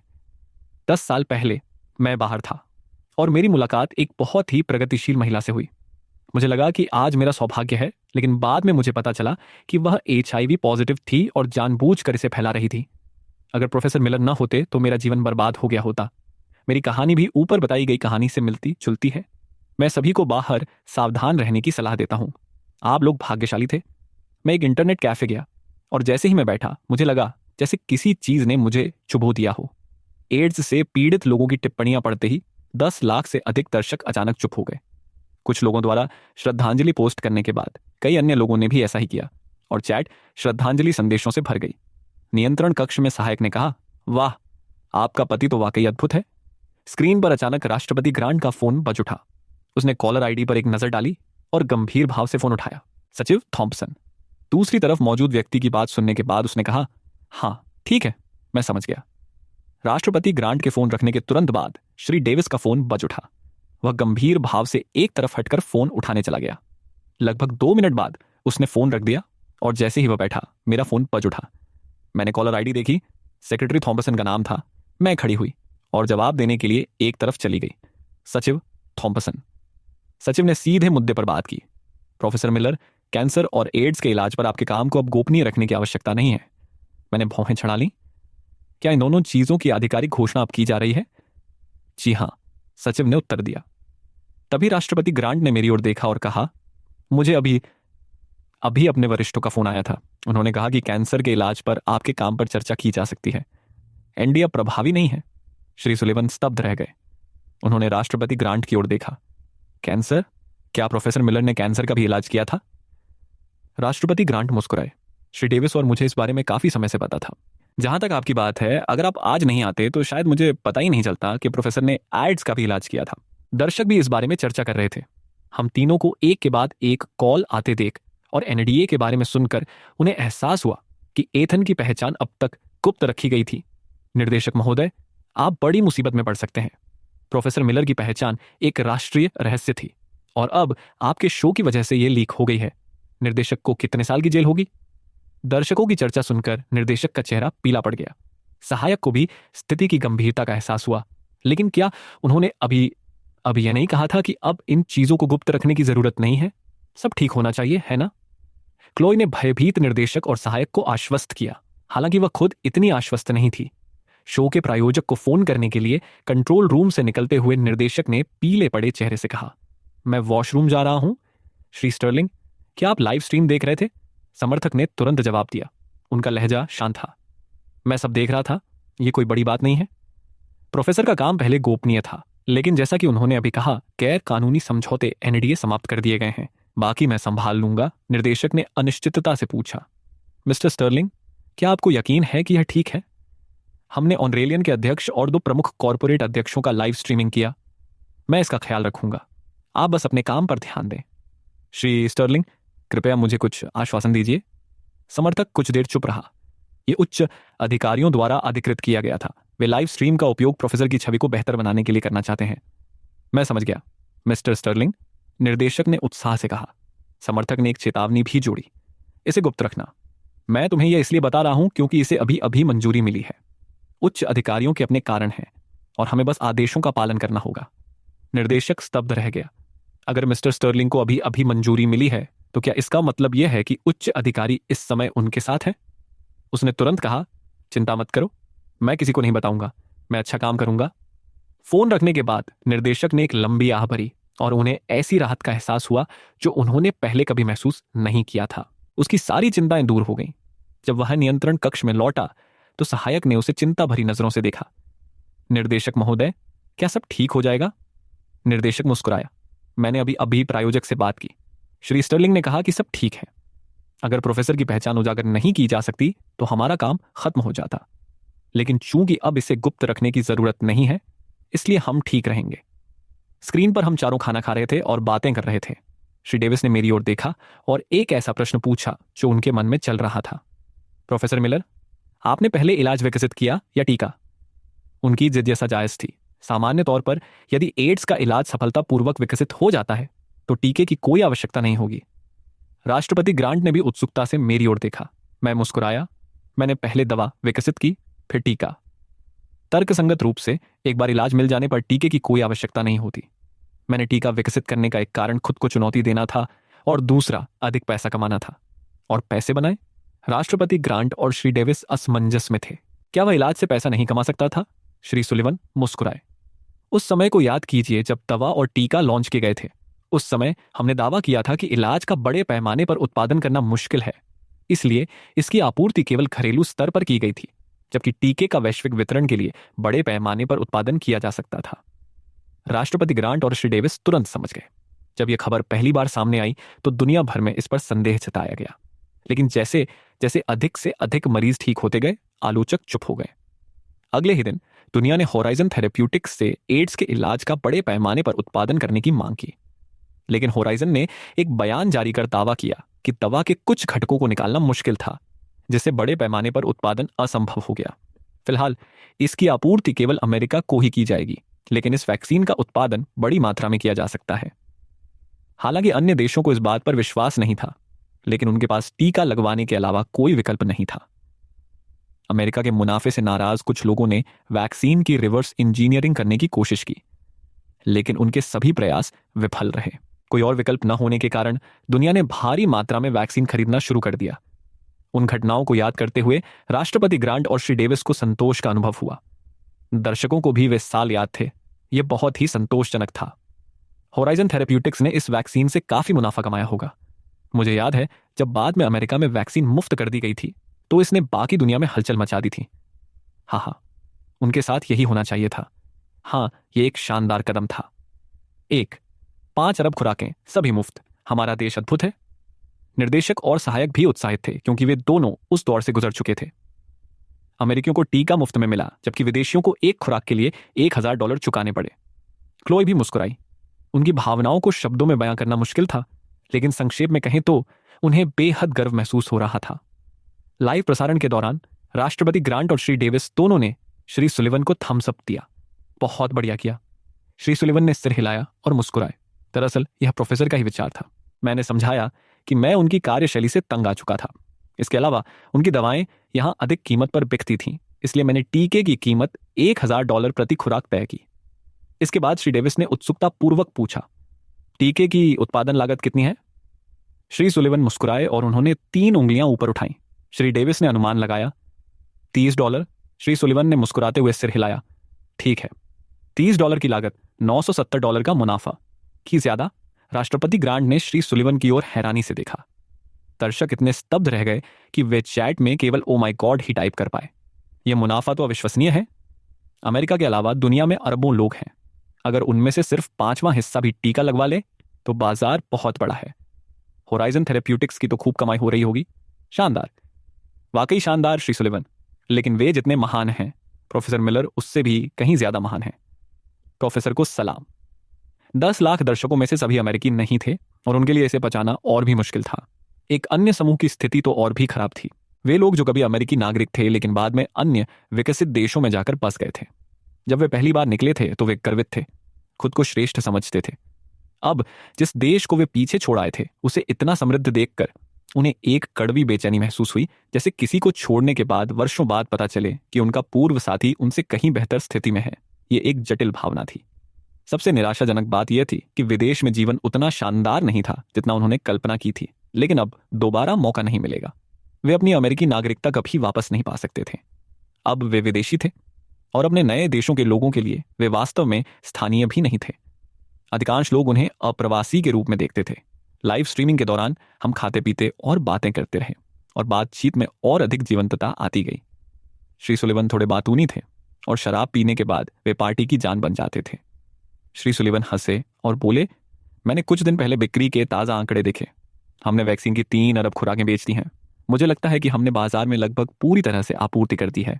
मैंने बोर्ड के साथ इस पर चर्चा की है और हमने वैक्सीन की बिक्री बंद करके इलाज बेचना शुरू करने का फैसला किया है। राष्ट्रपति ग्रांट ने उत्सुकता से पूछा, आप इस इलाज की कीमत कैसे तय करने की योजना बना रहे हैं? श्री सुलिवन मुस्कुराए और उन्होंने एक उंगली ऊपर उठाई। एक डिब्बे की कीमत $10,000 है। ठीक होने के लिए आपको 3 डिब्बे चाहिए। राष्ट्रपति ग्रांट ने एक पल के लिए सोचा। विदेशों में इतने सारे लोगों को पहले ही टीका लग चुका है, इसलिए बहुत कम लोग इलाज खरीदेंगे। श्री सुलिवन ने सिर हिलाते हुए कहा, बहुत ज्यादा तो नहीं, लेकिन दूसरे देशों में अभी भी बहुत सारे एड्स मरीज हैं। खरीदार तो काफी होंगे ही। श्री डेविस ने पूछा, इलाज के एक डिब्बे की कीमत क्या है? श्री सुलिवन ने हंसते हुए कहा, ज्यादा नहीं, $530। राष्ट्रपति ग्रांट और श्री डेविस स्तब्ध रह गए। $530 की लागत और $10,000 की कीमत, $9,000 से अधिक का लाभ। उनके भाव देखकर श्री सुलिवन ने हल्की सी मुस्कान दी। विदेशी दवा कंपनियां हमें जो दवाएं बेचती हैं उनमें तो और भी ज्यादा मुनाफा होता है। हम तो इसे सिर्फ $10,000 प्रति बॉक्स में बेच रहे हैं। ये बहुत ही वाजिब दाम है। वैसे कीमत तय करने में प्रोफेसर की भी भूमिका थी। यह सुनकर मुझे हंसी आ गई। कीमत पर अंतिम फैसला मैंने ही लिया है। यह ज्यादा है, लेकिन जब विदेशी कंपनियां हमें अपनी दवाएं अत्यधिक कीमतों पर बेचती हैं तो इसमें दोष किसका है? मैं एक वैज्ञानिक हूं और कुछ लोग कहते हैं कि विज्ञान की कोई सीमा नहीं होनी चाहिए, और मैं इस भावना से सहमत हूं। लेकिन विज्ञान की कोई सीमा नहीं हो सकती, पर वैज्ञानिकों का अपना एक देश होता है। मैं एक वैज्ञानिक हूं, और इससे भी महत्वपूर्ण बात यह है कि मैं एक अमेरिकी वैज्ञानिक हूं। इस पर दर्शकों ने फिर से टिप्पणी करना शुरू कर दिया। यह कीमत बिल्कुल सही है। एड्स के इलाज के लिए $30,000 शायद अधिकांश लोगों के लिए स्वीकार्य है। एक देश की दवा बनाने में $200 लगते हैं, और वह $70,000 से अधिक में बिकती है। अगर मैं होता तो मैं इसकी कीमत $1,00,000 रखता। वे हमारा फायदा उठाते हैं, इसलिए हमें उन्हें उन्हीं की दवा का स्वाद चखाना चाहिए। 7 लाख दर्शकों में कुछ असहमति वाली आवाजें भी थीं। कुछ विदेशी यह सुनकर गुस्से में थे कि इलाज इतना सस्ता है, फिर भी इतनी अधिक कीमत पर बिकता है। लागत इतनी कम है, लेकिन कीमत इतनी अधिक है। जब कोई वैज्ञानिक किसी बीमारी का इलाज करता है तो दवा सस्ती होनी चाहिए। मैं सहमत हूं। दवा का एक डिब्बा लगभग $400 में बिकना चाहिए। कई लोगों ने ये विरोधी टिप्पणियां देखी, उनके प्रोफाइल पर क्लिक किया और पाया कि वे सभी दूसरे देशों से थे। उन्होंने तुरंत पलटवार करना शुरू कर दिया। विज्ञान की कोई सीमा नहीं होती, लेकिन वैज्ञानिकों की राष्ट्रीयता होती है। प्रोफेसर मिलर एक अमेरिकी हैं, तो क्या हुआ अगर वह इसे $10,000 प्रति डिब्बा बेचते हैं? आप ये क्यों नहीं सोचते कि आप $200 में बनने वाली दवाएं इतनी बड़ी रकम में कैसे बेचते हैं? हमारे द्वारा इसे $10,000 में बेचने में क्या गलत है? इसे स्वीकार करो। कंट्रोल रूम में निर्देशक ने यह देखा और तुरंत विदेशी खातों को ब्लॉक कर दिया, जिससे वे लाइव स्ट्रीम से बाहर हो गए। फिर उन्होंने घोषणा की, मैंने उन्हें ब्लॉक कर दिया है और बाहर निकाल दिया है। दर्शक खुश नहीं थे। आपने उन्हें बाहर क्यों निकाला? पहले हम उन पर चिल्लाएंगे, फिर उन्हें लात मारेंगे। हाँ, मैं चिल्लाना बंद नहीं कर पाया था। यह ठीक नहीं है निर्देशक महोदय। स्क्रीन पर राष्ट्रपति ग्रांट ने शराब से भरा एक गिलास उठाया। आइए हमारे प्रोफेसर मिलर के सम्मान में एक टोस्ट करें। चलो ये गिलास खाली करते हैं। श्री डेविस ने भी एक पूरा गिलास उठाया। चीयर्स। उन्हें पूरा गिलास शराब खाली करते देख श्री सुलिवन चौंक गए और जल्दी से उन्हें रोकने की कोशिश की। नहीं नहीं, ये बहुत तेज है, थोड़ा कम पियो, थोड़ा कम। ये सुनकर राष्ट्रपति ग्रांट और श्री डेविस ने एक दूसरे को देखा। दोनों के मन में एक ही बात थी, चलो श्री सुलिवन के साथ कुछ शरारत करते हैं। मैंने उनकी योजना समझ ली और उनके साथ खेलने का फैसला किया। मैंने अपना गिलास नीचे रख दिया और कहा, एक गिलास से पीना मजेदार नहीं है, क्या हम सीधे बोतल से ही पी लें? राष्ट्रपति ग्रांट जोर से हंसे। ठीक है, बोतल से ही पीते हैं। श्री डेविस भी हंसे। मैं 5 बोतलें पीने वाला हूं। श्री सुलिवन को इस पर विश्वास नहीं हुआ। वे सब नशे में धुत होकर शेखी बघार रहे होंगे।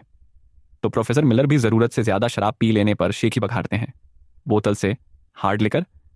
लेकिन उन्हें आश्चर्य हुआ कि अगले ही पल मैं मुड़ा और शराब की 4 बोतलें ले आया। मिस्टर सुलिवन का चेहरा पीला पड़ गया, लेकिन उन्हें अभी भी इस बात पर पूरी तरह यकीन नहीं हो रहा था। वे सीधे बोतल से कैसे पी सकते थे? यह तेज शराब थी। वह पहले भी मिस्टर डेविस के साथ शराब पी चुका था और उनकी सहनशीलता से परिचित था। अगर वह पूरी बोतल एक ही बार में पी जाता तो उसे अस्पताल में भर्ती होना पड़ता, खासकर तब जब वह पहले ही एक गिलास से अधिक पी चुका था। अब राष्ट्रपति ग्रांट, श्री डेविस और मेरे पास एक एक बोतल थी। ढक्कन खुले हुए थे और हम सभी बेसुध पड़े श्री सुलिवन को देख रहे थे। मिस्टर डेविस ने उनकी ओर देखकर अपनी भौहें ऊपर उठाईं। आप अपनी बोतल क्यों नहीं खोल रहे हैं? मिस्टर डेविस को इतना गंभीर व्यवहार करते हुए देखकर मानो वह सचमुच उसे गटकने वाले हों। मिस्टर सुलिवन को अभी भी इस बात पर विश्वास करना मुश्किल लग रहा था। उसे शक था कि वे उसे डराने की कोशिश कर रहे थे, इसलिए उसने टोपी को भी घुमाकर उतार दिया। राष्ट्रपति ग्रांट ने कहा, ठीक है, बोतल से ही पीते हैं। चियर्स। श्री डेविस हंसे और फिर सीधे बोतल से ही पीने लगे। यह दृश्य देखकर श्री सुलिवन पूरी तरह से स्तब्ध रह गए। क्या वे सचमुच इसे गटक रहे थे? यह तो बिल्कुल पागलपन था। यह तेज शराब थी। अत्यधिक शराब पीना खतरनाक हो सकता है। दर्शकों ने मिस्टर सुलिवन के हैरान चेहरे को देखा और हंसे बिना नहीं रह सके। यह बहुत मजाकिया है। प्रोफेसर मिलर, राष्ट्रपति ग्रांट और मिस्टर डेविस इतने शरारती हैं कि वे मिस्टर सुलिवन को डराने के लिए एक साथ मिलकर साजिश रच रहे हैं। हाँ, श्री सुलिवन को अभी तक नशा मुक्ति कैप्सूल के बारे में पता नहीं है। उसका डरा हुआ चेहरा कुछ हद तक प्यारा लगता है। नियंत्रण कक्ष में सहायक ने मुस्कुराते हुए क्लोई की ओर देखा। क्लोई, तुम्हारा पति काफी मजेदार है। क्लोई ने बस मुस्कुरा दिया, एक शब्द भी नहीं कहा। उसकी निगाहें स्क्रीन पर अपने प्यारे पति पर टिकी हुई थीं। स्क्रीन पर 1 मिनट के भीतर हम तीनों ने एक एक बोतल खत्म कर दी थी। हमने बोतलें नीचे रख दी और सभी ने मिस्टर सुलिवन की ओर देखा। उसे पसीना आने लगा। अगर मैं इस पूरी बोतल को इतनी जल्दी पी जाऊं तो शायद मुझे अस्पताल में भर्ती होना पड़ेगा। यह सुनकर श्री डेविस मुस्कुरा दिए। चिंता मत करो, मैं यहीं हूं। मैं आपके लिए 911 पर कॉल कर दूंगा। श्री सुलिवन अवाक रह गए। क्या आपको अत्यधिक शराब पीने को हतोत्साहित नहीं करना चाहिए था? उसकी दुर्दशा देखकर मुझे हंसी आ गई। आप पी सकते हैं। यह मेरे द्वारा विकसित संयम कैप्सूल को आजमाने का एक अच्छा मौका है। नशा मुक्ति कैप्सूल? श्री सुलिवन असमंजस में थे। नाम से ऐसा लगता था कि यह आपको जल्दी होश में ला सकता है। उन्होंने राष्ट्रपति ग्रांट और श्री डेविस की ओर देखा, जो दोनों शांत थे। उन्हें कैप्सूल के बारे में पता होना चाहिए था और शायद उन्होंने पहले इसका सेवन भी किया होगा, इसलिए उनमें इतनी शांति होना स्वाभाविक था। इसलिए इसमें कोई आश्चर्य की बात नहीं है कि उन्होंने बोतल से सीधे पीने की हिम्मत की। श्री सुलिवन के मन में एक विचार आया। नशा मुक्ति की गोली? क्या प्रोफेसर ने इतनी अद्भुत दवा विकसित कर ली थी? वह इसे आजमाना चाहता था। अगले ही पल उसने अपना सिर पीछे की ओर झुकाया और तेजी से पीने लगा। यह देखकर मैंने नशा मुक्ति की गोलियां निकाली और उनमें से प्रत्येक को एक एक गोली दे दी। जब आपको शराब का असर महसूस होने लगे तब गोली लें और उसके प्रभाव का अनुभव करें। श्री सुलिवन ने सिर हिलाया। 5 मिनट बाद शराब का असर शुरू हो गया। हम चारों ने तुरंत एक कैप्सूल ले लिया। 10 मिनट बाद उन्हें स्पष्ट रूप से गोली का असर महसूस होने लगा। 20 मिनट बाद श्री सुलिवन ने आश्चर्य से मेरी ओर देखा। प्रोफेसर मिलर, यह गोली अविश्वसनीय रूप से प्रभावी है। मैं मुस्कुराया। इसे लेने के बाद आपके शरीर में मौजूद अधिकांश अल्कोहल को टूटने में लगभग 30 मिनट लगते हैं और यह 40 मिनट के भीतर पूरी तरह से शरीर से बाहर निकल जाता है। श्री सुलिवन बहुत प्रभावित हुए। यह प्रोफेसर मिलर युवा थे, लेकिन उन्होंने जो कुछ भी किया वह आश्चर्यजनक था। उन्होंने कैंसर का इलाज किया था, एड्स का इलाज किया था और यहां तक कि नशा मुक्ति कैप्सूल भी विकसित किया था। अगर इस कैप्सूल को बाजार में लाया गया तो यह जबरदस्त बेस्टसेलर साबित होगा। दर्शकों ने एक बार फिर संयम कैप्सूल की शक्ति को देखा और वे आश्चर्यचकित थे, बेसब्री से इसके रिलीज होने का इंतजार कर रहे थे। इस गोली से मुझे फिर कभी शराब पीने से डर नहीं लगेगा। अगर इसे मंजूरी मिल भी जाती है तो भी इसे बाजार में आने में शायद 1 या 2 साल लग जाएंगे। इसी बीच ऑस्टिन पुलिस प्रमुख के कार्यालय में चीफ एंडरसन लाइव स्ट्रीम देख रहे थे। कुछ दिन पहले उनके वरिष्ठ अधिकारियों ने उनसे एथन से मिलने और अपनी छवि को बेहतर बनाने के लिए लाइव स्ट्रीम पर आने के लिए कहा था। उस समय उन्हें लगा कि वे शो का इस्तेमाल कैंसर के इलाज में एथन की भूमिका को उजागर करने के लिए करना चाहते हैं। उसने कभी कल्पना भी नहीं की थी कि कुछ दिनों तक देखने के बाद उसे पता चलेगा कि एथन की और भी कई उपलब्धियां हैं। उन्हें यह भी समझ में आ गया था कि उच्च अधिकारियों को सीक्रेट लाइव्स शो के बारे में शुरुआत से ही क्यों पता था। ईथन जैसे व्यक्ति को निसंदेह निरंतर सुरक्षा प्रदान की जाती होगी। यह निश्चित था कि हर समय उसके आसपास सादे कपड़ों में पुलिस अधिकारी मौजूद थे और यहां तक कि उनकी बच्ची क्लोई और उसके करीबी रिश्तेदारों को भी संभवतः सुरक्षा प्रदान की जा रही थी। चीफ एंडरसन ने आह भरी। उन्हें याद आया कि कुछ साल पहले उन्होंने एक एनडीए पर हस्ताक्षर किए थे जब उनके वरिष्ठ अधिकारियों ने उन्हें सूचित किया था कि एथन ने कैंसर का इलाज कर दिया है। उस समय चूंकि एथन लंबे समय तक ऑस्टिन में रहने वाला था, इसलिए उसे एथन से संबंधित किसी भी मामले को, चाहे वह छोटा हो या बड़ा, उसके पूर्ण समर्थन के साथ संभालने का मिशन सौंपा गया था। लाइव स्ट्रीमिंग के दौरान हम चारों ने दोपहर 5 बजे तक बातें की। जाने से पहले राष्ट्रपति ग्रांट ने मुझसे पूछा, कल के लिए आपकी क्या योजनाएं हैं? मैंने जवाब दिया, मेरी पत्नी की कल छुट्टी है, इसलिए हमें उसके माता पिता के घर जाना होगा। राष्ट्रपति ग्रांट ने सिर हिलाया और फिर वे तीनों चले गए। घर में अचानक सन्नाटा छा गया। मैंने एक पल सोचा, फिर उठकर खाना बनाने के लिए रसोई में चली गई। मैं क्लोई के घर आने से पहले उसके लिए 3 व्यंजन बनाना चाहती थी ताकि वह अच्छा भोजन कर सके। मैंने शाम 5:30 बजे क्लोई को एक संदेश भेजा। जब उसे यह संदेश मिला तो किसी कारणवश उसका दिल दुख से भर गया, खासकर यह जानने के बाद कि उसने एड्स का इलाज कर दिया था। उस समय एड्स का नाम सुनते ही लोग भयभीत हो जाते थे। उसके पति को वायरस से ठीक होने के लिए अनगिनत बार वायरस के संपर्क में आना पड़ा होगा। अगर वह गलती से संक्रमित हो जाता तो यह विनाशकारी होता। क्लोई ने संदेश देखा और जवाब दिया। अपना फोन एक तरफ रखने के बाद उसने निर्देशक और सहायक से कहा, जब मैं घर पहुंचूंगी तो मैं आज रात के लिए लाइव स्ट्रीमिंग बंद कर दूंगी।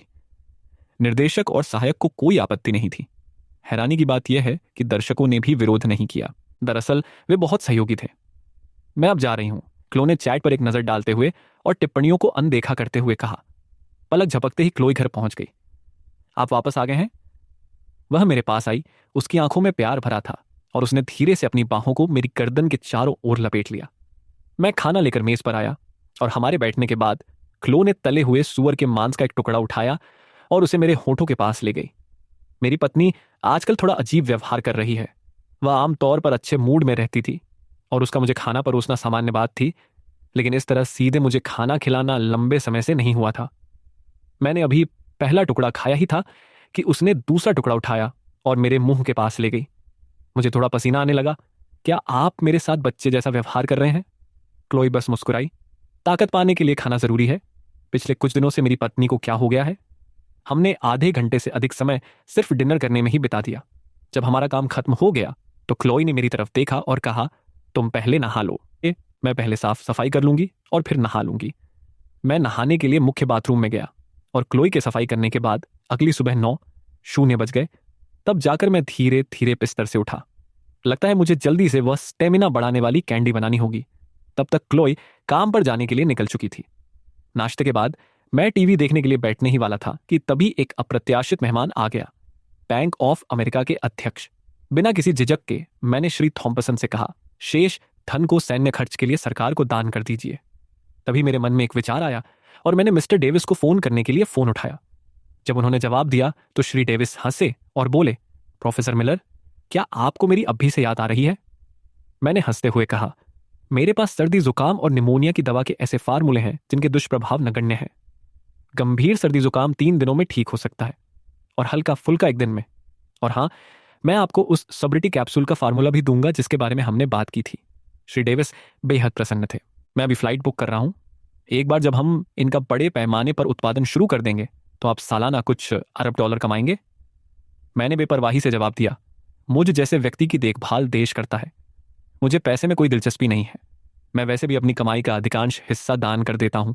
मानवता की भलाई के अलावा इन दवाओं को विकसित करने का मेरा मुख्य उद्देश्य कीमतों को कम करना और आदर्श रूप से उन बेईमान दवा कंपनियों को कारोबार से बाहर करना है।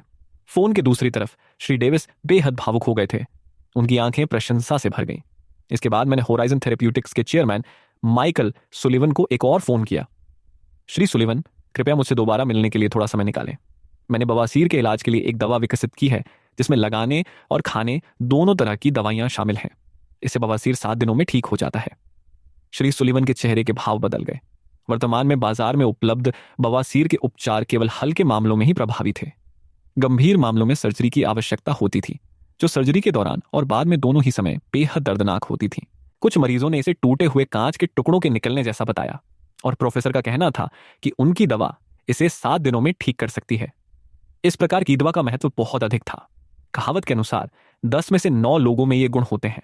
एक बार यह दवा बाजार में आ जाए तो इसकी बिक्री में जबरदस्त उछाल आएगा। श्री सुलिवन ने तुरंत कहा, मैं अभी फ्लाइट बुक कर रहा हूं। मैंने सिर हिलाया। ठीक है, अभी के लिए बस इतना ही। मेरे यहां एक मेहमान है। मेरे बगल में बैठे मिस्टर थॉम्पसन हैरानी से मेरी तरफ घूर रहे थे। यह व्यक्ति दवा उद्योग को पूरी तरह से नया रूप देने वाला था। तभी लाइव स्ट्रीम में कुछ अजीबोगरीब घटना घटित हुई। अरे बाप रे, ये क्या हो रहा है? मैं टाइप नहीं कर पा रहा हूं प्रोफेसर मिलर। मैं भी नहीं, मैं टाइप नहीं कर सकता। ईथन मिलर, बीच में प्रतीकों के साथ भी नहीं।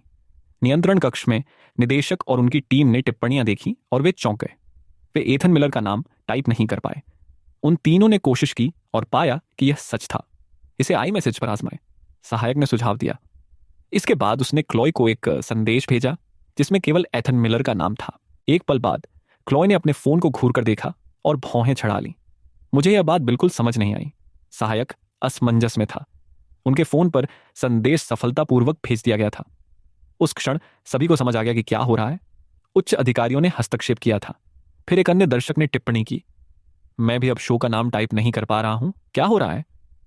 मैंने अभी अपनी मां से इसे खोजने के लिए कहा और वह भी इसे नहीं ढूंढ पाई। दर्शकों को यह नहीं पता था कि बाहरी दुनिया में समाचारों में एक बड़ी घोषणा की जा रही थी। कंट्रोल रूम में जैसे ही निर्देशक निवेशक को फोन करने वाले थे, उन्हें मिस्टर स्टर्लिंग से एक संदेश मिला, शो जारी रखें। निर्देशक ने संदेश देखा और अपने मन में उठ रहे प्रश्न को पूछा, क्या हो रहा है? बहुत से लोग लाइव स्ट्रीम नहीं देख पा रहे हैं और प्रोफेसर का नाम ब्लॉक कर दिया गया है। उच्च अधिकारियों ने हस्तक्षेप किया है। अब से कोई भी नया दर्शक स्ट्रीम में शामिल नहीं हो सकता, लेकिन मौजूदा दर्शक अपनी इच्छा अनुसार आ जा सकते हैं। आपको बाकी किसी बात की चिंता करने की जरूरत नहीं है। बस स्ट्रीम को चालू रखें और हाँ, अगले कुछ दिनों तक खबरों पर ध्यान रखें। ठीक है। निर्देशक ने अपना फोन एक तरफ रख दिया और दर्शकों को बताया, मुझे अभी अभी एक अपडेट मिली है।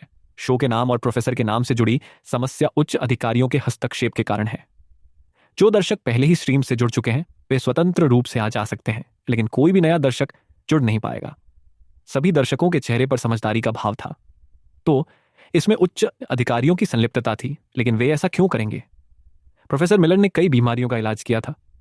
क्या उन्हें उसकी लोकप्रियता बढ़ाने की कोशिश नहीं करनी चाहिए, न कि उसे सीमित करने की? निर्देशक भी असमंजस में थे और केवल इतना ही कह सके, सभी लोग हाल ही की खबरों पर नजर रखें। शायद आपको जवाब वहीं मिल जाए। दूसरी ओर क्लोई की मां पिछले 2 दिनों से सदमे में थी। वह अपने दामाद से इस बारे में आमने सामने पूछना चाहती थी, लेकिन मौजूदा हालात को देखते हुए अगर एथन को पता चल जाता कि उसका लाइव स्ट्रीमिंग हो रहा है तो शायद शो को खत्म करना पड़ता। फिर अचानक उसके मन में एक विचार आया और उसने मेरी मां को फोन करने के लिए अपना फोन उठाया। कॉल तुरंत कनेक्ट हो गई। हेलो, काफी समय हो गया, आज फोन करने का कोई कारण है क्या?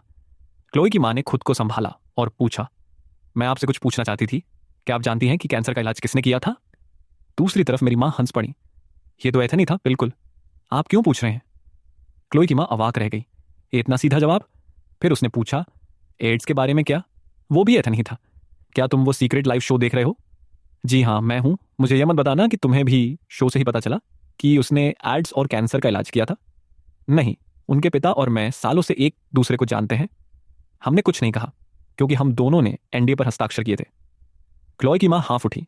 ईथन ने दुनिया की इतनी सारी समस्याओं का समाधान किया और आपको आश्चर्य नहीं है? मेरी मां हंस पड़ी।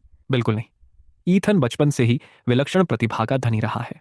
वह 5 साल की उम्र तक पढ़ना सीख गया था, हमेशा अपनी कक्षा में सबसे आगे रहता था और राष्ट्रीय स्तर पर शीर्ष छात्र था। और हाँ, हाई स्कूल में पढ़ते पढ़ते वह 6 भाषाओं में धारा प्रवाह बोलने लगा था। वह जो भी करता है उससे हमें कोई हैरानी नहीं होती। और जब वह 19 साल का हुआ तो वह, अरे रुकिए, मैं अभी आपको यह नहीं बता सकता। 19 साल की उम्र में आप क्या बन गए थे? आपने ये सब क्यों छोड़ दिया? मैं कुछ नहीं कह सकता। आपको 1 अक्टूबर को पता चलेगा। मैं अभी कुछ नहीं कह सकता। क्लोई की मां का दिल उथल पुथल में था। ऐसा लग रहा था कि एथन के पास इससे भी बड़ा कोई रहस्य है। स्क्रीन पर मिस्टर थॉम्पसन और मैं अपने ड्रिंक्स का आनंद ले रहे थे। जैसे ही हम इसमें मग्न होने लगे, हमारे दोनों फोन पर एक नोटिफिकेशन आया। फेडरल न्यूज नेटवर्क द्वारा प्रकाशित एक समाचार अलर्ट सामने आया। शीर्षक में लिखा था, 9 सितंबर से विभिन्न वैश्विक रैंकिंग की घोषणा की जाएगी। दुनिया के सबसे अमीर लोगों की सूची कल 9 सितंबर को जारी की जाएगी। लगभग उसी समय सभी के फोन पर एक ही समाचार की सूचना आने लगी। लोग उत्सुक थे। सरकार समर्थित समाचार एजेंसी विश्व के सबसे धनी लोगों की सूची क्यों जारी कर रही थी? और ऐसा लग रहा था कि उस एक सूची के अलावा और भी सूचियां होंगी। लाइव स्ट्रीम देख रहे कई दर्शकों ने भी यह खबर देखी। प्रोफेसर मिलर के पास $600 अरब से अधिक की संपत्ति है। अगर उनका नाम सूची में है तो वे दुनिया के सबसे अमीर व्यक्ति होंगे।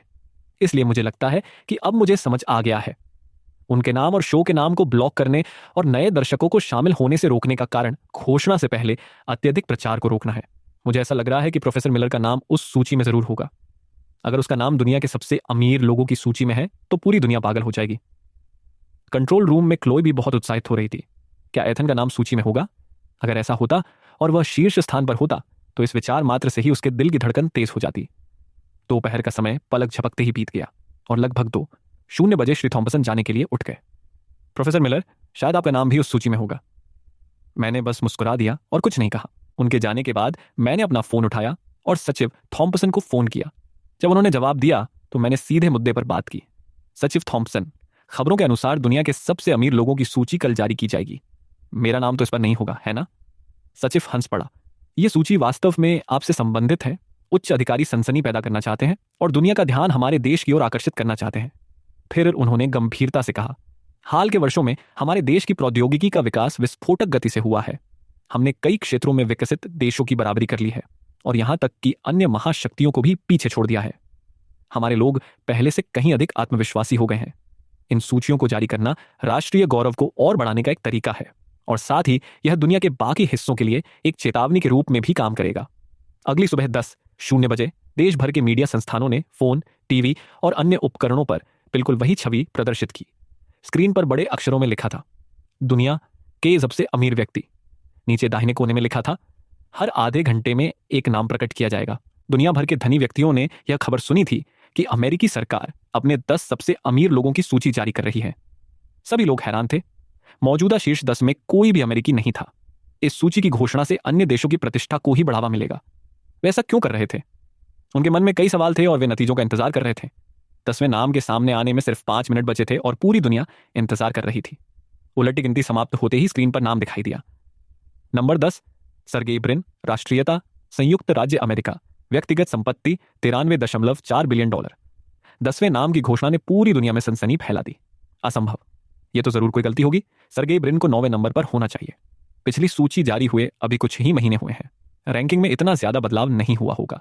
अपनी संपत्ति में सर्गेई ब्रिन अपने कंप्यूटर स्क्रीन पर सूची को घूरते हुए भौहें चढ़ाए बैठे थे। 3 महीने पहले वह 9वें स्थान पर था, अब वह 10वें स्थान पर था। उसे किसने धक्का दिया था? दुनिया के शीर्ष अरबपति और वित्तीय ब्लॉगर सभी हैरान रह गए। लाइव स्ट्रीम में दर्शक पागल हो रहे थे। मैं टिप्पणी करने की कोशिश कर रहा हूं, लेकिन मैं प्रोफेसर का नाम टाइप नहीं कर पा रहा हूं। मुझे पता है कि वह कौन है, लेकिन मैं उसका नाम नहीं बता सकता। यह बहुत निराशाजनक है। मैं आधिकारिक समाचार स्ट्रीम के चैट में हूं, बस चिल्ला रहा हूं। इससे मेरा दिमाग खराब हो रहा है। चलिए आधिकारिक समाचार स्ट्रीम पर चलते हैं और उन्हें सच्चाई बताते हैं। चल दर। देखते ही देखते कई लोग गुप्त लाइव स्ट्रीम छोड़कर आधिकारिक समाचार चैनल पर उमड़ पड़े। महज 30 सेकंड में दर्शकों की संख्या 15 लाख से घटकर 10 लाख हो गई। नियंत्रण कक्ष में बैठा निदेशक स्तब्ध रह गया। आधिकारिक समाचार स्ट्रीम को 30 सेकंड में 5 लाख से अधिक दर्शक मिल गए थे। उनके दर्शकों की मौजूदा संख्या 5 मिलियन से अधिक थी। कई लोग सवाल उठा रहे थे कि सरकार ऐसी सूची क्यों जारी कर रही है जिसमें केवल दूसरों की प्रशंसा की गई प्रतीत होती है। इसका क्या मतलब है? बिल्कुल, उन्हें यह घोषणा बंद कर देनी चाहिए। तभी अचानक चैट में उसी टिप्पणी की भरमार हो गई। वे यह सूची इसलिए जारी कर रहे हैं क्योंकि दुनिया का सबसे अमीर व्यक्ति एक अमेरिकी है। कोई ऐसा व्यक्ति जिसकी आप कभी कल्पना भी नहीं कर सकते। अनजान दर्शकों ने स्पैम देखा और भ्रमित हो गए। क्या यह असली के लिए है? कई लोगों ने पूछना शुरू कर दिया, आपका कहना है कि सबसे अमीर व्यक्ति एक अमेरिकी है? कौन है भाई? हाँ, हमें बताओ, कौन है भाई? जो लोग सच जानते थे वे कहना चाहते थे, लेकिन सभी कीवर्ड ब्लॉक कर दिए गए थे। वे चाहकर भी यह बात नहीं कह सकते थे। यह बेहद गुस्सा दिलाने वाला था। इसके बाद आधिकारिक लाइव स्ट्रीम में 9वें नाम का खुलासा हुआ। 9वें नंबर पर लैरी पेज, राष्ट्रीयता संयुक्त राज्य अमेरिका, व्यक्तिगत संपत्ति $97.2 बिलियन।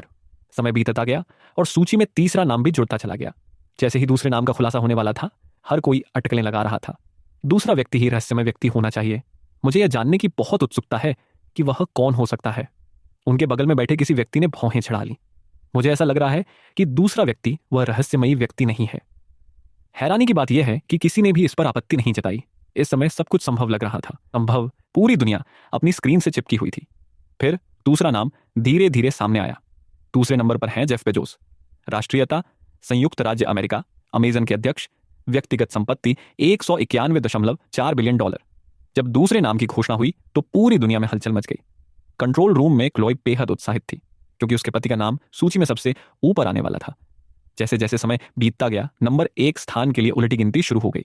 जब यह समाप्त हुआ तो स्क्रीन पर धीरे धीरे एक पंक्ति दिखाई देने लगी। नंबर 1, एथन मिलर, राष्ट्रीयता संयुक्त राज्य अमेरिका, व्यक्तिगत संपत्ति $613 बिलियन। ध्यान दें, एथन मिलर के बारे में विशिष्ट विवरण आगामी सूचियों में सामने आएंगे। मैं आश्चर्यचकित होकर स्क्रीन को घूरने लगा। क्या उन्हें सब कुछ बताने के लिए 1 अक्टूबर तक इंतजार नहीं करना चाहिए था? वे अब मेरी पहचान क्यों उजागर कर रहे थे? मैंने अपना फोन उठाया और एक कॉल किया। सचिव थॉम्पसन, मुझे लगा था कि मेरी पहचान 1 अक्टूबर तक उजागर नहीं की जानी चाहिए थी। इसे अब इन सूचियों में क्यों घोषित किया जा रहा है? सचिव ने एक क्षण के लिए विचार किया। कैंसर, एड्स, फेफड़ों की बीमारी, यहां तक कि नशा मुक्ति की नई गोली के इलाज में आपके काम का महत्व इन सूचियों के माध्यम से सामने आएगा। इसके अलावा उच्च अधिकारियों से चर्चा के बाद प्रोजेक्ट ओलंपस और एरोस्पेस कैरियर कार्यक्रमों की घोषणा करने का भी निर्णय लिया गया है। बेशक, फिलहाल हम यह नहीं कहेंगे कि आपने अगली पीढ़ी के इन हथियारों का विकास किया है। हम केवल उनके अस्तित्व की घोषणा करेंगे। आपकी अन्य व्यक्तिगत जानकारी पूरी तरह से गोपनीय रखी